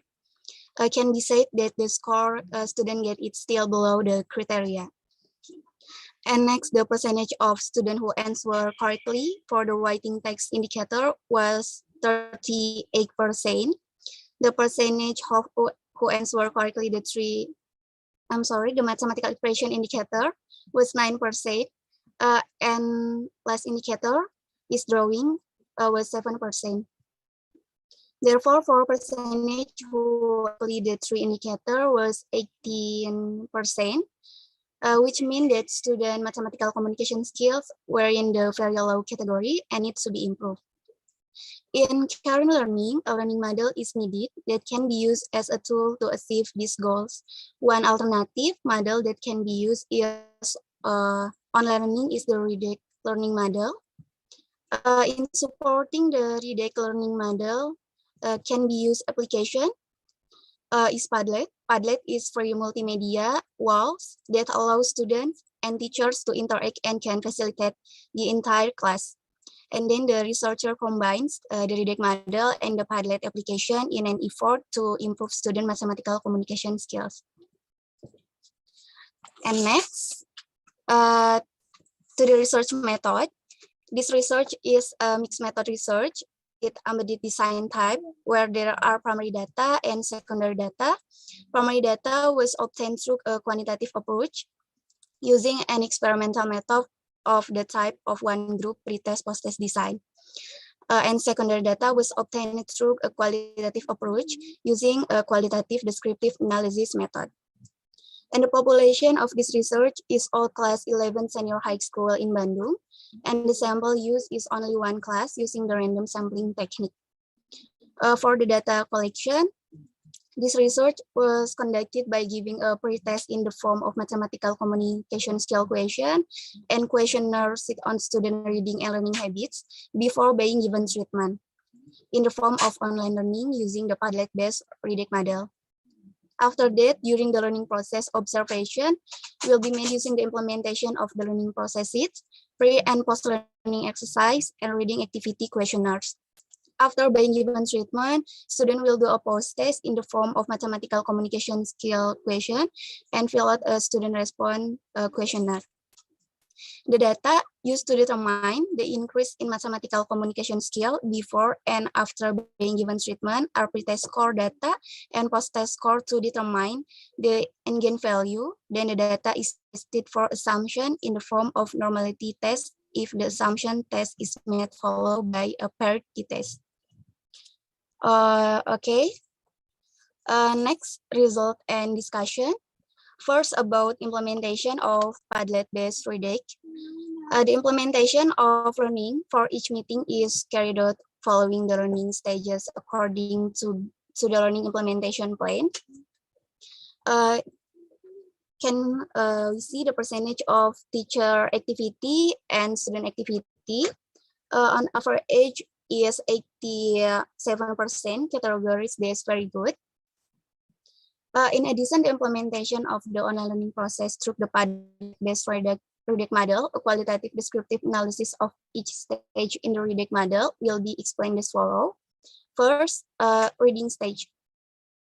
To see the implementation of the online learning process through the Padlet-based Reduction model in this stage, firstly, it was obtained from the questionnaire data on student reading habits given before online learning through the Padlet-based Reduction model was carried out. The reading habit questionnaire data is shown in figure. The reading habits activity in the low category because first, the percentage of student interest which is only 32%. The reading habits have an average of only 2 to 4 times by week, and the reading duration of fewer than 2 hours by day. And after given treatment, based on the analysis of each indicator, students who carried out all activities according to the indicator at the first meeting had a percentage of 33%, while at the second meeting it increased to 41%. The percentage who performs overall indicator is low even though it has increased. Therefore, reading activities require teacher motivation and creativity so that students have an interest in reading. And next, answering stage. At the answering stage, students do pre- and post-learning exercise with 6 indicators.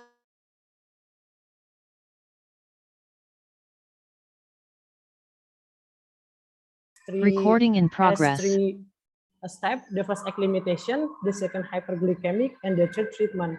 The first acclimatization was carried out for 7 days. Geographies are fed 2 times a day and placed in the light to dark condition for 10 to 10 hours. The second step is hyperglycemic. Geographies were made hyperglycemic by immersing the face in 0.04% alloxan solution for a duration of 30 minutes, then followed by soaking in a 0.2% glucose solution for a duration of 24 hours, 3 days. The fourth day, the fish are fasted. After that, we checking of glucose. And the third treatment, the third step is treatment. Geographies that expression hyperglycemia were divided into 4 groups, namely Keppel apple bean with concentration of 5%, 10%, and 15%, and without treatment. The treatment is carried out with a duration of 30 minutes for 5 days. The 6th day, the fish are fasted. After that, we do checking of glucose. The next slide, result and discussion.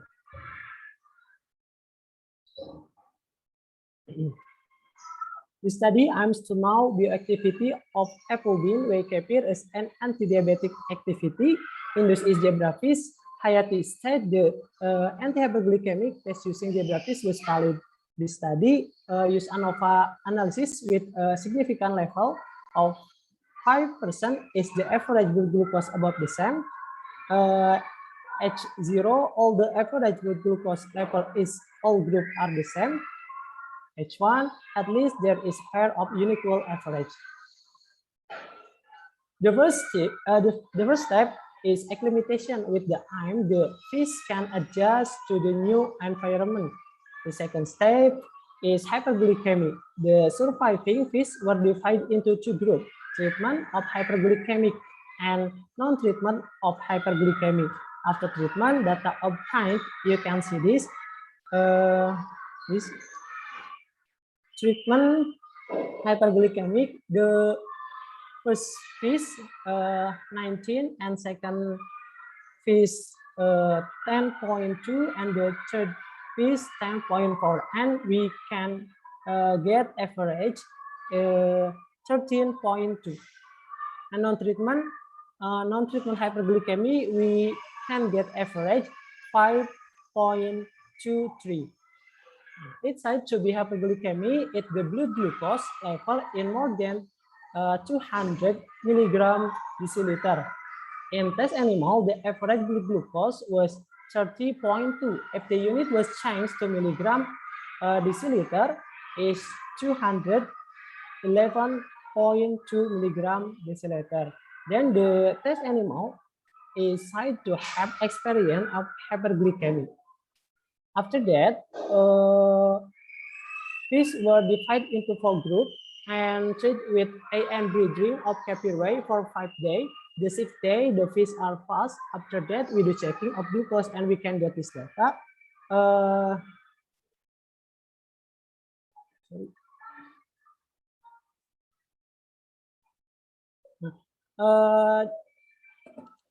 It's 1 minute remaining. Okay. Control without treatment. It's mean without treatment hyperglycemic and without hyperglycemia and without treatment kefir. And the second is hyperglycemia. It's mean just treatment hyperglycemia, but it's not treatment with kefir. And dosage 5%, dosage 10%, and 15%. This is treatment use kefir apple bean, and we get average for control 2.5, hyperglycemia 13.2, and dosage 5% 4.1, and dosage 10% 3.8, then dosage 15% 5.2, and then to find out its significant, we use an statistic analysis and obtain the value. The F value is 8.778384, P value 0.002618, and F grid 3.47805.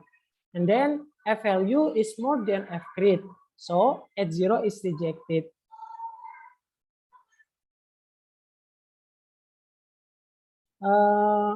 From that, we can get the conclusion A and B drink of capillary has anti-diabetic activity and the dosage is effective is 10% dosage. I think enough. Thank you for your nice attention. Bila taufiq wal hidayah. Wassalamualaikum warahmatullahi wabarakatuh. Waalaikumsalam warahmatullahi wabarakatuh. Okay, thank you, Mr. Ahmad. Thank you, Mr. Ahmad. For anyone that have a question to 7 selected presenter, you can type in chat box and will be answered after the 7 selected presenter have explained the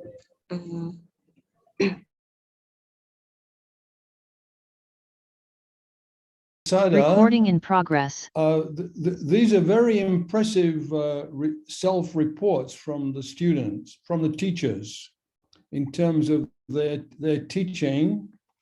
And I noticed that you asked them to answer open-ended questionnaire. Have you thought about spending time or having students, your research students, spend time in the classroom to see if there's a good match between what the teachers say they're doing and what they really are doing? Thank you. Okay, thank you, Prof. Dr. Wati, Have you ready for the answer? About creativity in your topic, I think like this. One of the first slides dealt with learning outcomes. Okay. And on the left-hand side, there were 3 main points. And the first one was creativity, but I don't remember you talking about creativity in the talk. Okay. Yeah. So where does creativity fit in your mathematics teaching? Okay. Yes, please.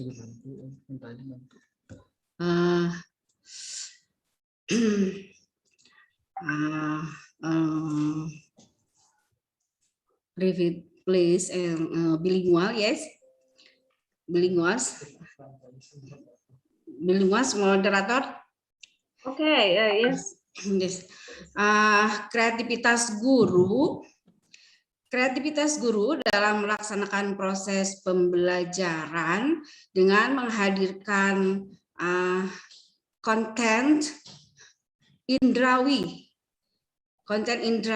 siswa yang tentunya guru sudah profesional dalam teknologi dengan pengembangan media pembelajaran, lembar kerja peserta didik berbasis teknologi sehingga menarik perhatian siswa karena dalam proses pembelajaran menghadirkan indrawi siswa dalam konten. Thank you. I think Professor, the creativity using content indrawi of the students. Content indrawi like what the field, science. It's new content. Yes. Yes. In bahasa or bahasa Indonesia is indrawi like a sense. Okay. Thank you. Yeah. Thank you. Okay. Thank you. Okay. Thank you, Professor. And from Sumiati Sahada, yes, please. Thank you, Professor, for the question. But in the last question, I not really hear because someone knocked my door. So I'm so sorry, because I have. Okay, so I repeat, it's quite okay, quick. Thank you. I'm sorry. No problem. So you presented very good data from your teachers. They were confident about their teaching. They explained what they were doing. And then you offered them a questionnaire. Yes. To have open-ended questions. Yes. And my question is, are they teaching in the way that they claim they are? So I think you need some data from in the classrooms to see if the teachers really are doing what they say they're doing. Thank you, Prof. Yes, I think it's the limitation for my research, Prof, because I only know the feedback only for these self-report, and right. it should be observation how they teach in the real classroom. And I'm not maybe for the future research. No, yeah, that's what I'm saying. Yes. I think the next stage is for your future study. Okay. Is to actually have some data. Yes. From the classroom. Okay. To see if what is intended is being implemented. Yes, it's true. Yes, thank you for Sagas. Thank you, Prof. Okay, and you've got there's a nice theoretical framework with regard to this intended and implemented curriculum. Okay, thank you. Okay, thank you. Thank you, Prof. Thank you. Okay, thank you, Prof, for suggestion. Yeah, thanks, April. Yeah. I think we have to move to other presenter. Thank you for to invited speakers, Ms. Wati and Ms. Sumiati Sangada, for present the topic. And we have 5 selected papers, selected presenters. Sorry. And the first presenter is Mr. Ion Mariono. Are you ready, Mr. Ion? And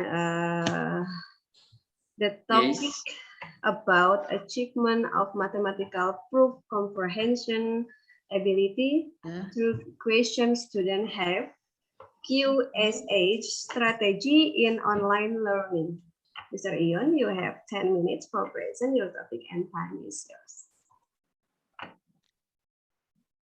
Thank you for the time, Miss Eva Pujia.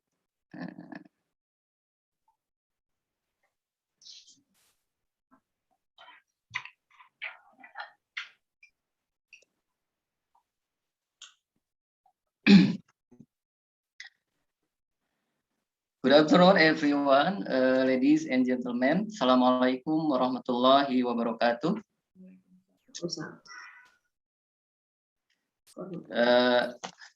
My name is Ion Mariono. I come from the Department of Mathematics Education, UIN Sunan Gunung Jati, Bandung. My research carried out by team Natvia Tusipa, Nunung Subarningsih, and Ida Nuraida. I'd like to talk to you today about achievement of mathematical proof comprehension ability through questions students have, QSH strategy in online learning.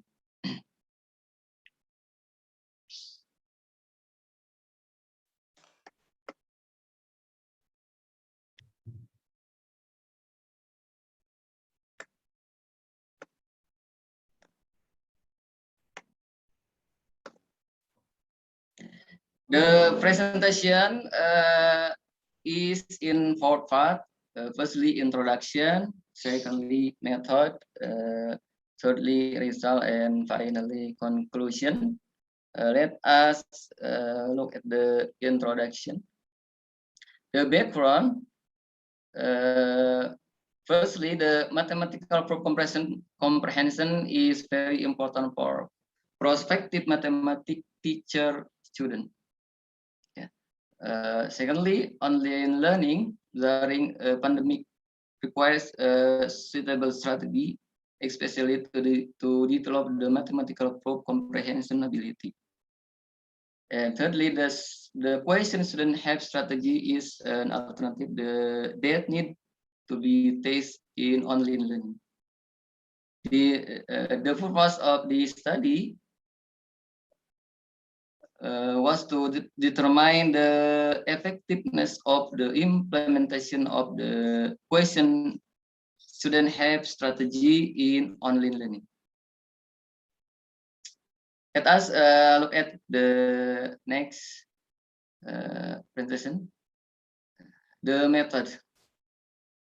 This research method is a quasi-experimental method using the non-equivalent control group was only design. The population of this study consists of 4 classes, 136 students, with the sample of 2 classes, 67 students. Thirdly, the research instrument consists of early geometry tests, mathematical proof comprehension ability test, and student response questionnaires.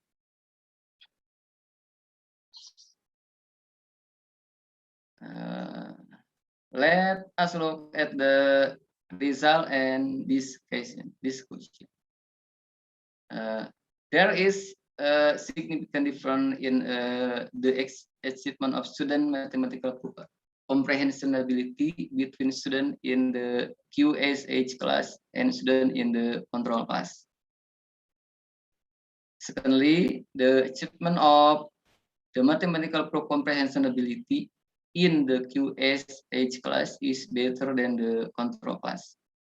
Thirdly, the question student have strategy has no significant effect on mathematical proof comprehension ability in terms of based on geometry initial ability with height, medium, and low category. And finally, 82.89% of students respond positively to online learning with QSH strategy. And finally, we can conclusion about this research. Online learning with the QSH strategy is effective for developing mathematical proof comprehension strategy, comprehension ability. Secondly, student respond to online learning with the QSH strategy is positive or good. And finally, to apply the QSH strategy to online learning, it is necessary to prefer a challenging question that can construct student understanding. This brings me to the end of presentation. Thank you. I hope my presentation today will help you with, I say to the beginning. Thank you for your attention. Please, if you have anything to ask. Assalamualaikum warahmatullahi wabarakatuh. Waalaikumsalam warahmatullahi wabarakatuh. Okay, thank you, Mr. Ion, for participant. If you have a question, you feel free to type in the chat box. And we move to second presenter is Ibu Rosdiana. Are you ready, Miss? The topic is development of e-reminder system for data collection, employee working time, case study in EIN Palopo. Yes. Yes, you have 10 minutes to present your topic and I will share the presentation. Okay.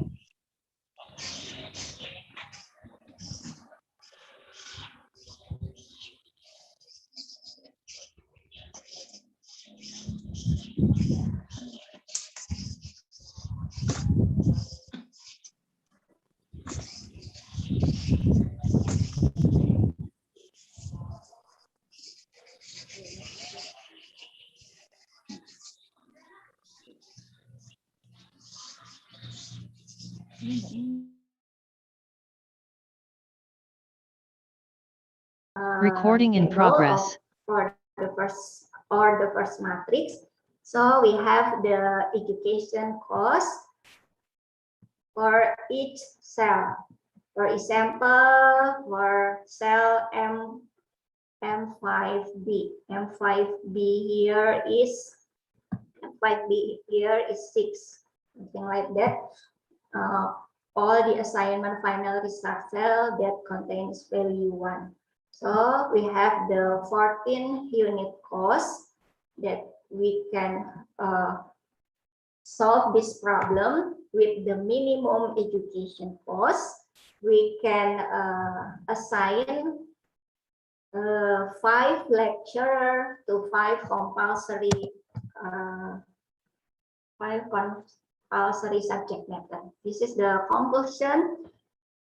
The new revised 0 to 1 method can be used to maximization or minimization the objective function, both of unbalanced and balanced assignment problem. Balanced assignment problem is for a source and destination have the same number, and unbalanced assignment problem is for source and destination with different number. For unbalanced, for the next for our further research, our future research, for unbalanced we will use dummy variables. So we can apply this algorithm of the method to solve the assignment problem. And for the next research also, we will make a compare to another method, such as the maximum difference cost method. That's all. Thank you very much. It back to Pak Dindin again. Thank you, Pak Dindin. Okay, you're welcome. Terima kasih. Thank you, Ibu Alice, for nice presentation. And I think it's interesting research because how mathematics used in educational policy.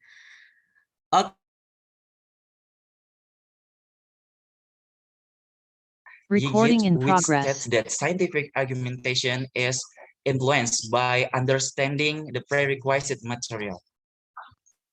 And the last conclusion, based on the result of the research on the SACR analysis of student level in the case of metal reaction, which are at level 3, namely arguments with reputation and weak and irrelevant chemical representation or high category misconception. That's enough for me. Assalamualaikum warahmatullahi wabarakatuh. Waalaikumsalam warahmatullahi wabarakatuh. Okay, thank you so much, Mr. Andi. We move to next presenter is Miss Ervita Ekarosawati. Is here, Miss Ervita? Yes, I'm here.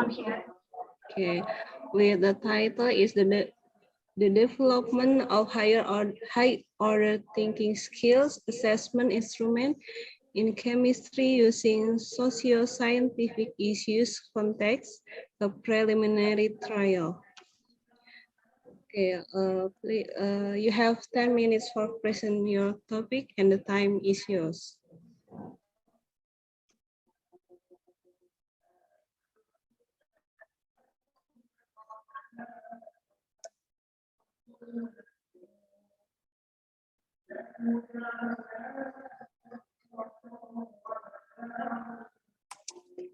Okay. Can anybody hear me? Yes. Yes.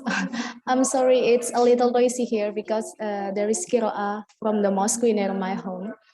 And Assalamualaikum warahmatullahi wabarakatuh. Waalaikumsalam warahmatullahi wabarakatuh. Good afternoon, ladies and gentlemen, and good afternoon, all of the participants of the Estemic 20 and 21. First, let me introduce myself. I'm Ervita Ekarosawati from Department of Chemistry, Universitas Negeri Malang, Indonesia. In this occasion, I would like to present about my research with my Professor Rahayu that was entitled The Development of Higher Order Thinking Skill Assessment in Chemistry Using Socio-Scientific Issue Context, a Preliminary Trial.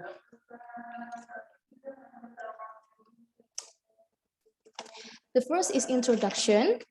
We know that living in the complex 21st century, the need for mastery the cognitive skills such as analytical, critical, and creative thinking skill cannot be avoided. These kind of abilities are the form of higher order thinking skill. In the context of education, these mental abilities are very important for students to face the 21st century's challenges. So there is a need for educational transformation to point to higher order thinking skill-oriented learning. Various definitions have been highlighted by some researchers, but in this research, we use the interpretation of Anderson and Crodwell, that is Revise-Bloom taxonomy, that consists of 3 dimensions, analyze, evaluate, and create. Higher thinking skill will be easier to practice to real-life related content. And based on the previous studies, it suggests that one of the best choice is use socio-scientific issue, because socio-scientific issue present a social dilemma with a moral ethical dimension often arise in response to dramatic changes in some crucial aspect of human life.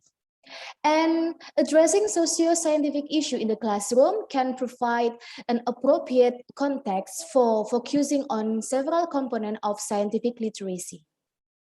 Unfortunately, the higher order thinking skill assessment instrument in chemistry that use socio-scientific issue content are still rarely found. So there is a need to develop higher order thinking skill assessment instrument in chemistry using socio-scientific issue. And the second is method. In this research, we use research and development, use the Borg and Goal model, which consists of 4 stages. The first one is preliminary study, the second is item development, the third is expert judgment, and the last is trial out. In the preliminary study, we collect the data from first relevant sources and conducting field observation. And in the item development, it consists of 40 items. It's about 35 multiple choice items and 5 essays items with 9 socio-scientific issue texts related to the topics. And the topics are buffer solution, acid-base titration, and colloid. And the expert judgment carried out by 2 chemistry lecturers and 2 chemistry teachers. And the last one is trial out that conducted to 70 senior high school from 5 schools in East Java. And the definition of the test is carried out online through a Google form given to the participants. We also find out the validity. It's about content validity and construct validity. And the reliability, we use the internal consistency method, and the data in the written responses were analyzed by 2 raters. We also find out the difficulty level and discriminatory of the items. The result and discussion for about 62.5% items were in high validity, and for about 37.5% were in moderate validity category. And about the reliability, the data in the form of written responses were analyzed by 2 raters with good internal consistency, with Cohen's kappa coefficient of 0.73. And the total test instrument had high reliability with compact alpha coefficient 0.89. And the difficulty level index for about 5 items in the very difficult category, and 18 items in difficult category, and 18 items in moderate category. And the discriminatory of the items for about 5 items were very good, 25 items were good, and 10 items were sufficient.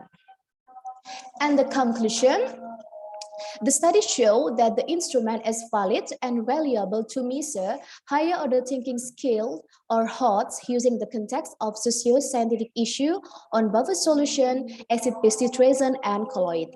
And then the implication of this research, the development of the higher order thinking skills, test instrument with the context of socio-scientific issue can be used as an assessment tool in improving student higher order thinking skill and the scientific literacy. Okay, I think that's all my presentation, and thank you. Wassalamualaikum warahmatullahi wabarakatuh. Waalaikumsalam warahmatullahi wabarakatuh. Okay, thank you, Miss Elvita. We move to the next presenter, which is Miss Ade Nuriantini. Yes, I'm here. Okay, with the title is Development of Chemopoly Game Android based to develop critical thinking skills on atomic structure material. Miss Ade, you have 10 minutes for present your topic and the time is yours. Okay, thank you. Bismillahirrahmanirrahim. Assalamualaikum warahmatullahi wabarakatuh. Waalaikumsalam warahmatullahi wabarakatuh. The Honorable Ms. Dr. Risa Rahmawati Sunaria MPK and the Moderator Ms. Dr. Yoya Sukmawardani MSI, who has given me the opportunity to present my research entitled Development of Chemopoly Game Android based to develop critical thinking skill on atomic structure material. Before starting the presentation, let me introduce myself. My name is Ade Nuriantini as presenter and co-author Ibu Miss Dr. Randa Cucu Zainab Subarka MPD and Mr. Ferry Septi Irwansyah MSI. I'm from Department of Chemistry Education UIN Sunan Gunung Jati Bandung. Introduction. The atomic structure includes matter that contain abstract and broad concept. This matter requires,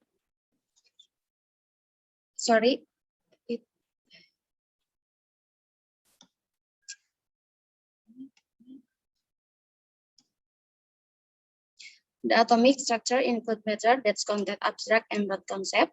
This matter requires students to do a lot of repetition and stabilization of the material. The repetition of atomic structure material can be done by reading a lot, discussing and strengthening the material with a practice question. One type of exercise that can be given to students is the use of learning media in the form of games. Chemopoly game is a game board adopted from Monopoly, which is one of the most popular board game in recent years. The Chemopoly game, there are game components that can be used as a place to enter knowledge concept that will be introduced to students through the available plots. In this globalization era, games can be made by utilizing the technology, namely Android-based, with the presentation of learning material that are more interesting and able to improve academic abilities. Through Chemopoly, which is a way to prove the concept, students have third question and find answer to solve problem in critical learning. The study used the science-based research method by using the Ade approach development model. The stage are: first, analysis of relevant journal, need analysis of teaching material on atomic structure material, making concept analysis and concept maps, determining learning indicator and indicator of critical thinking. The second, making of flowchart and storyboard. The last, development, making and Chemopoly game Android based to develop critical thinking skill on atomic structure material. Validation test by 3 validator. Limited trial was carried out on 12 students who had studied the atomic structure material. Result and discussion. Interface design of main menu. Here are some display of the Android Chemopoly game on the atomic structure material. Making Chemopoly game Android based using Unity program software, Visual Studio, and Adobe Illustrator, which has previously been validation test and limited trial. Chemopoly game began with the menu display containing the start, about game, and quit.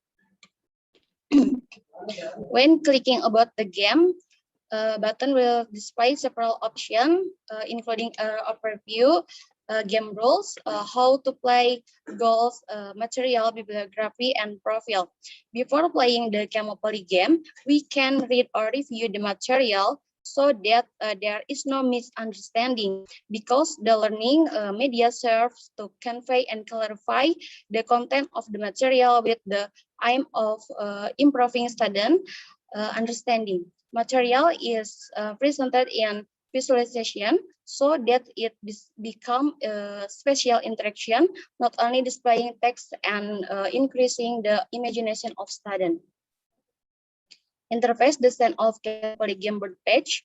The board page contain 40 plots with either type of plots. The game will last for 20 minutes with a starting point of 500. This shuffling and the order of play use random math. If the player press the start again, the player will get 20 points. The form and rules of Chemopoly game are adapted to its function as a medium in chemistry learning, namely by adding game component that can be used as a place to enter knowledge concept that will be introduced to students, so that they can display innovative, creative, and interesting game media. Interface design of question plot page. The questions are made by raising on learning indicator and critical thinking indicator, which is presented in the form of multiple choice with cognitive level C2 until C4, which aims to train and help both students knowledge through critical thinking pattern to prove the concept they have with what they find in reality. And critical thinking indicator can be measured by multiple choice or multiple choice using high order thinking. In answering, give 1 until minutes after After that, the player will get use true or false feedback. It is correct, the player will get 100 point, and if wrong point will be reduced by 5. Interface design of opportunity plot page. The atomic structure of matter contain concepts related to everyday in life. By studying the material, students can construct the knowledge they have and then relates it to everyday life. This knowledge is presented a grid of questions and opportunity cards packed in a chemical game to train and help both student knowledge their critical thinking pattern to find answer and solve problems. And the last, interface design of game over page. The game will be ended when the game duration has run out.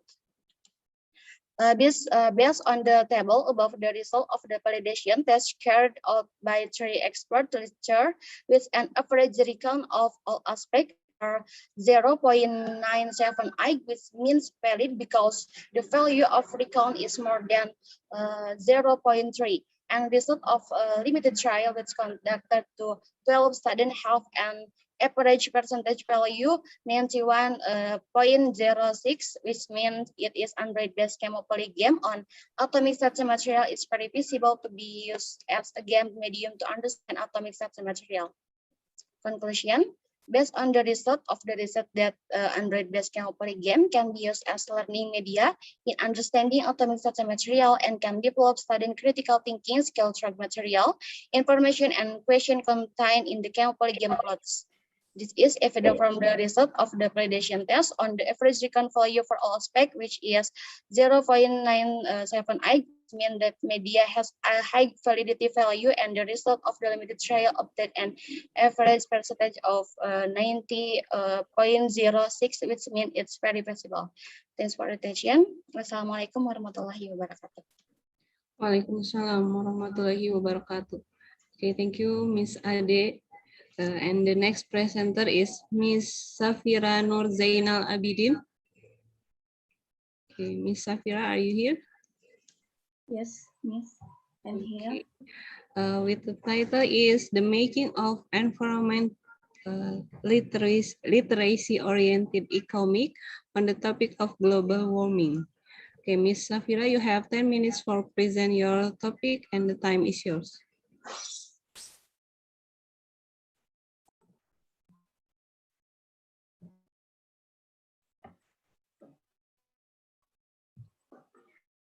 Bismillahirrahmanirrahim.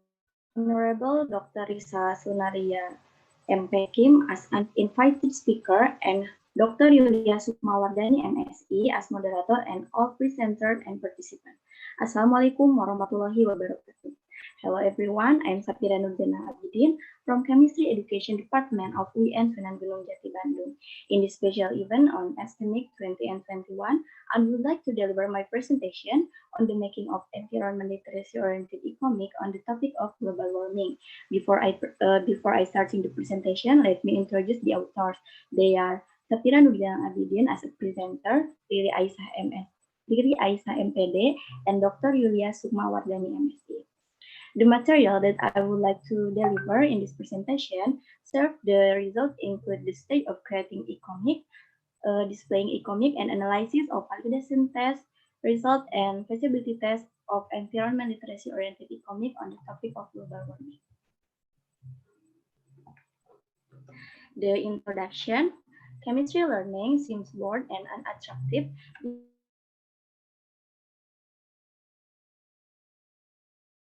Yeah. Recording in progress. Conclusion. There is difference in increasing mathematical reasoning ability between students who use symbol-based mathematical learning with conventional learning.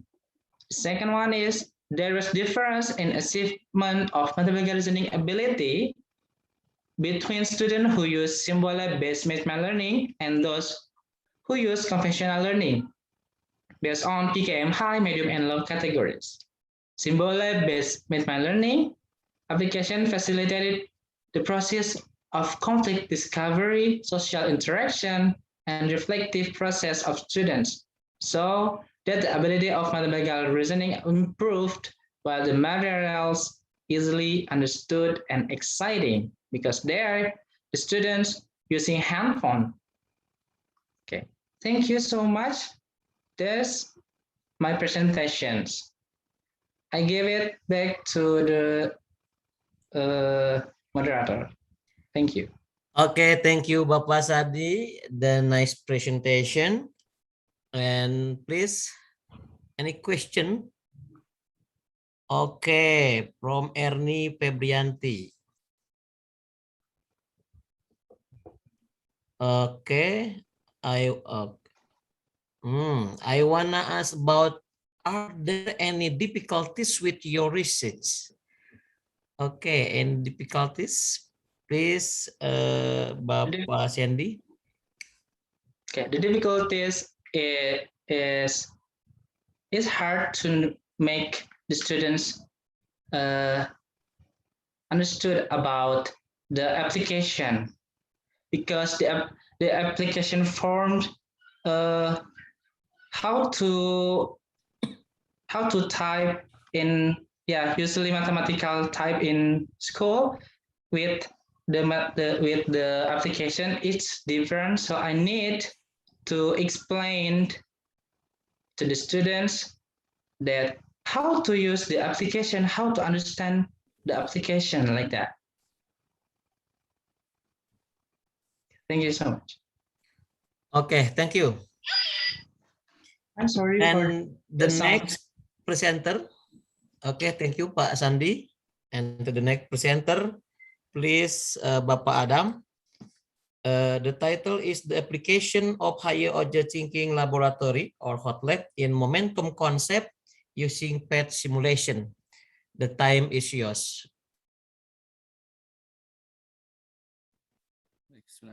Thank you, Mr. Dindin.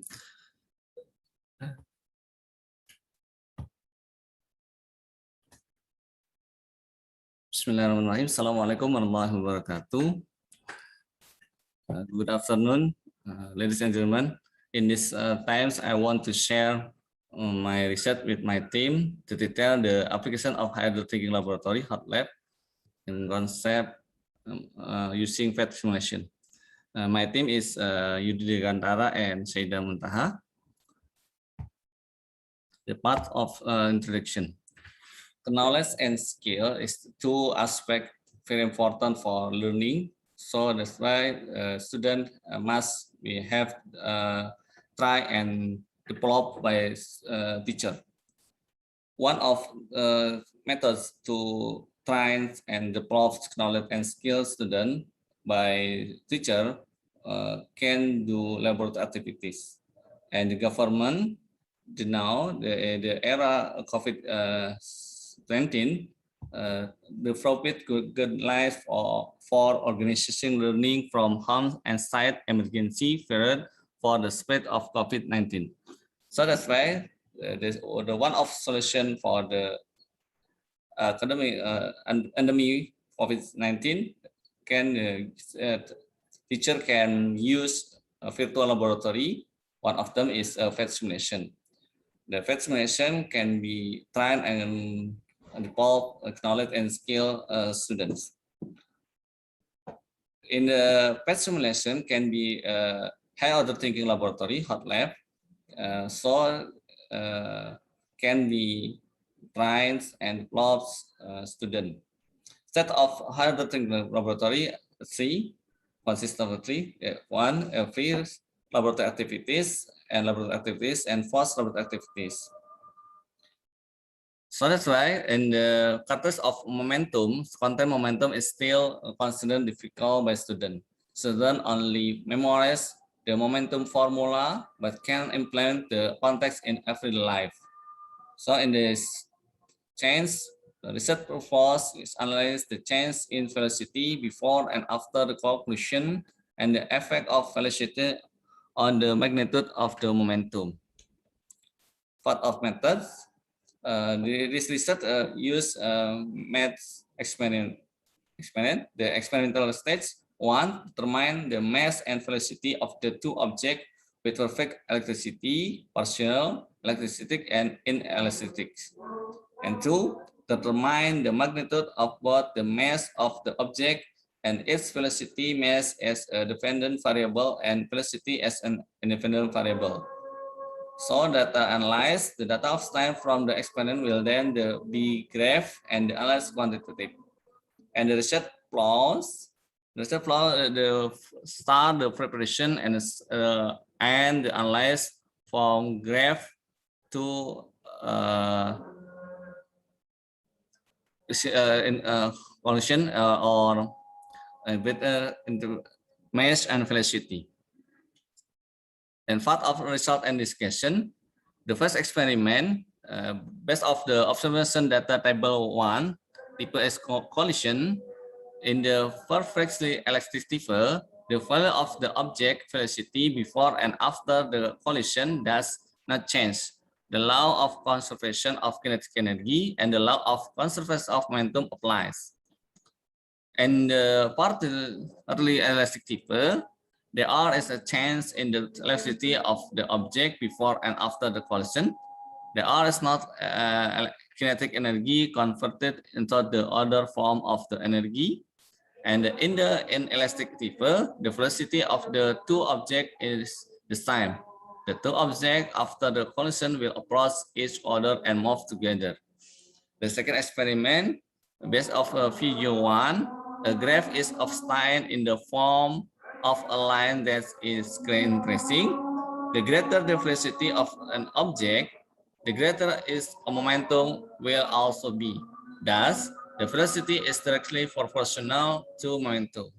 And the part of conclusion, the change in the velocity before and after the conclusion depend on the elastic coefficient. Once the perfect elastic with elastic coefficient is 1, the velocity of two objects before and after the conclusion is constant. And 2, for elastic with elastic coefficient is 0.5, the velocity decreases after experiencing the collision. And 3, the inelastic with the elastic coefficient is 0, the velocity of the two objects after the conclusion will be the same value. The relationship between velocity and momentum is strictly proportional. The greater the velocity of object, the greater is momentum. Thank you for attention. We will back to Mr. Dindin. Thank you. Okay, thank you, Pak Adam, for a nice presentation. And anyone to ask the question to Pak Adam?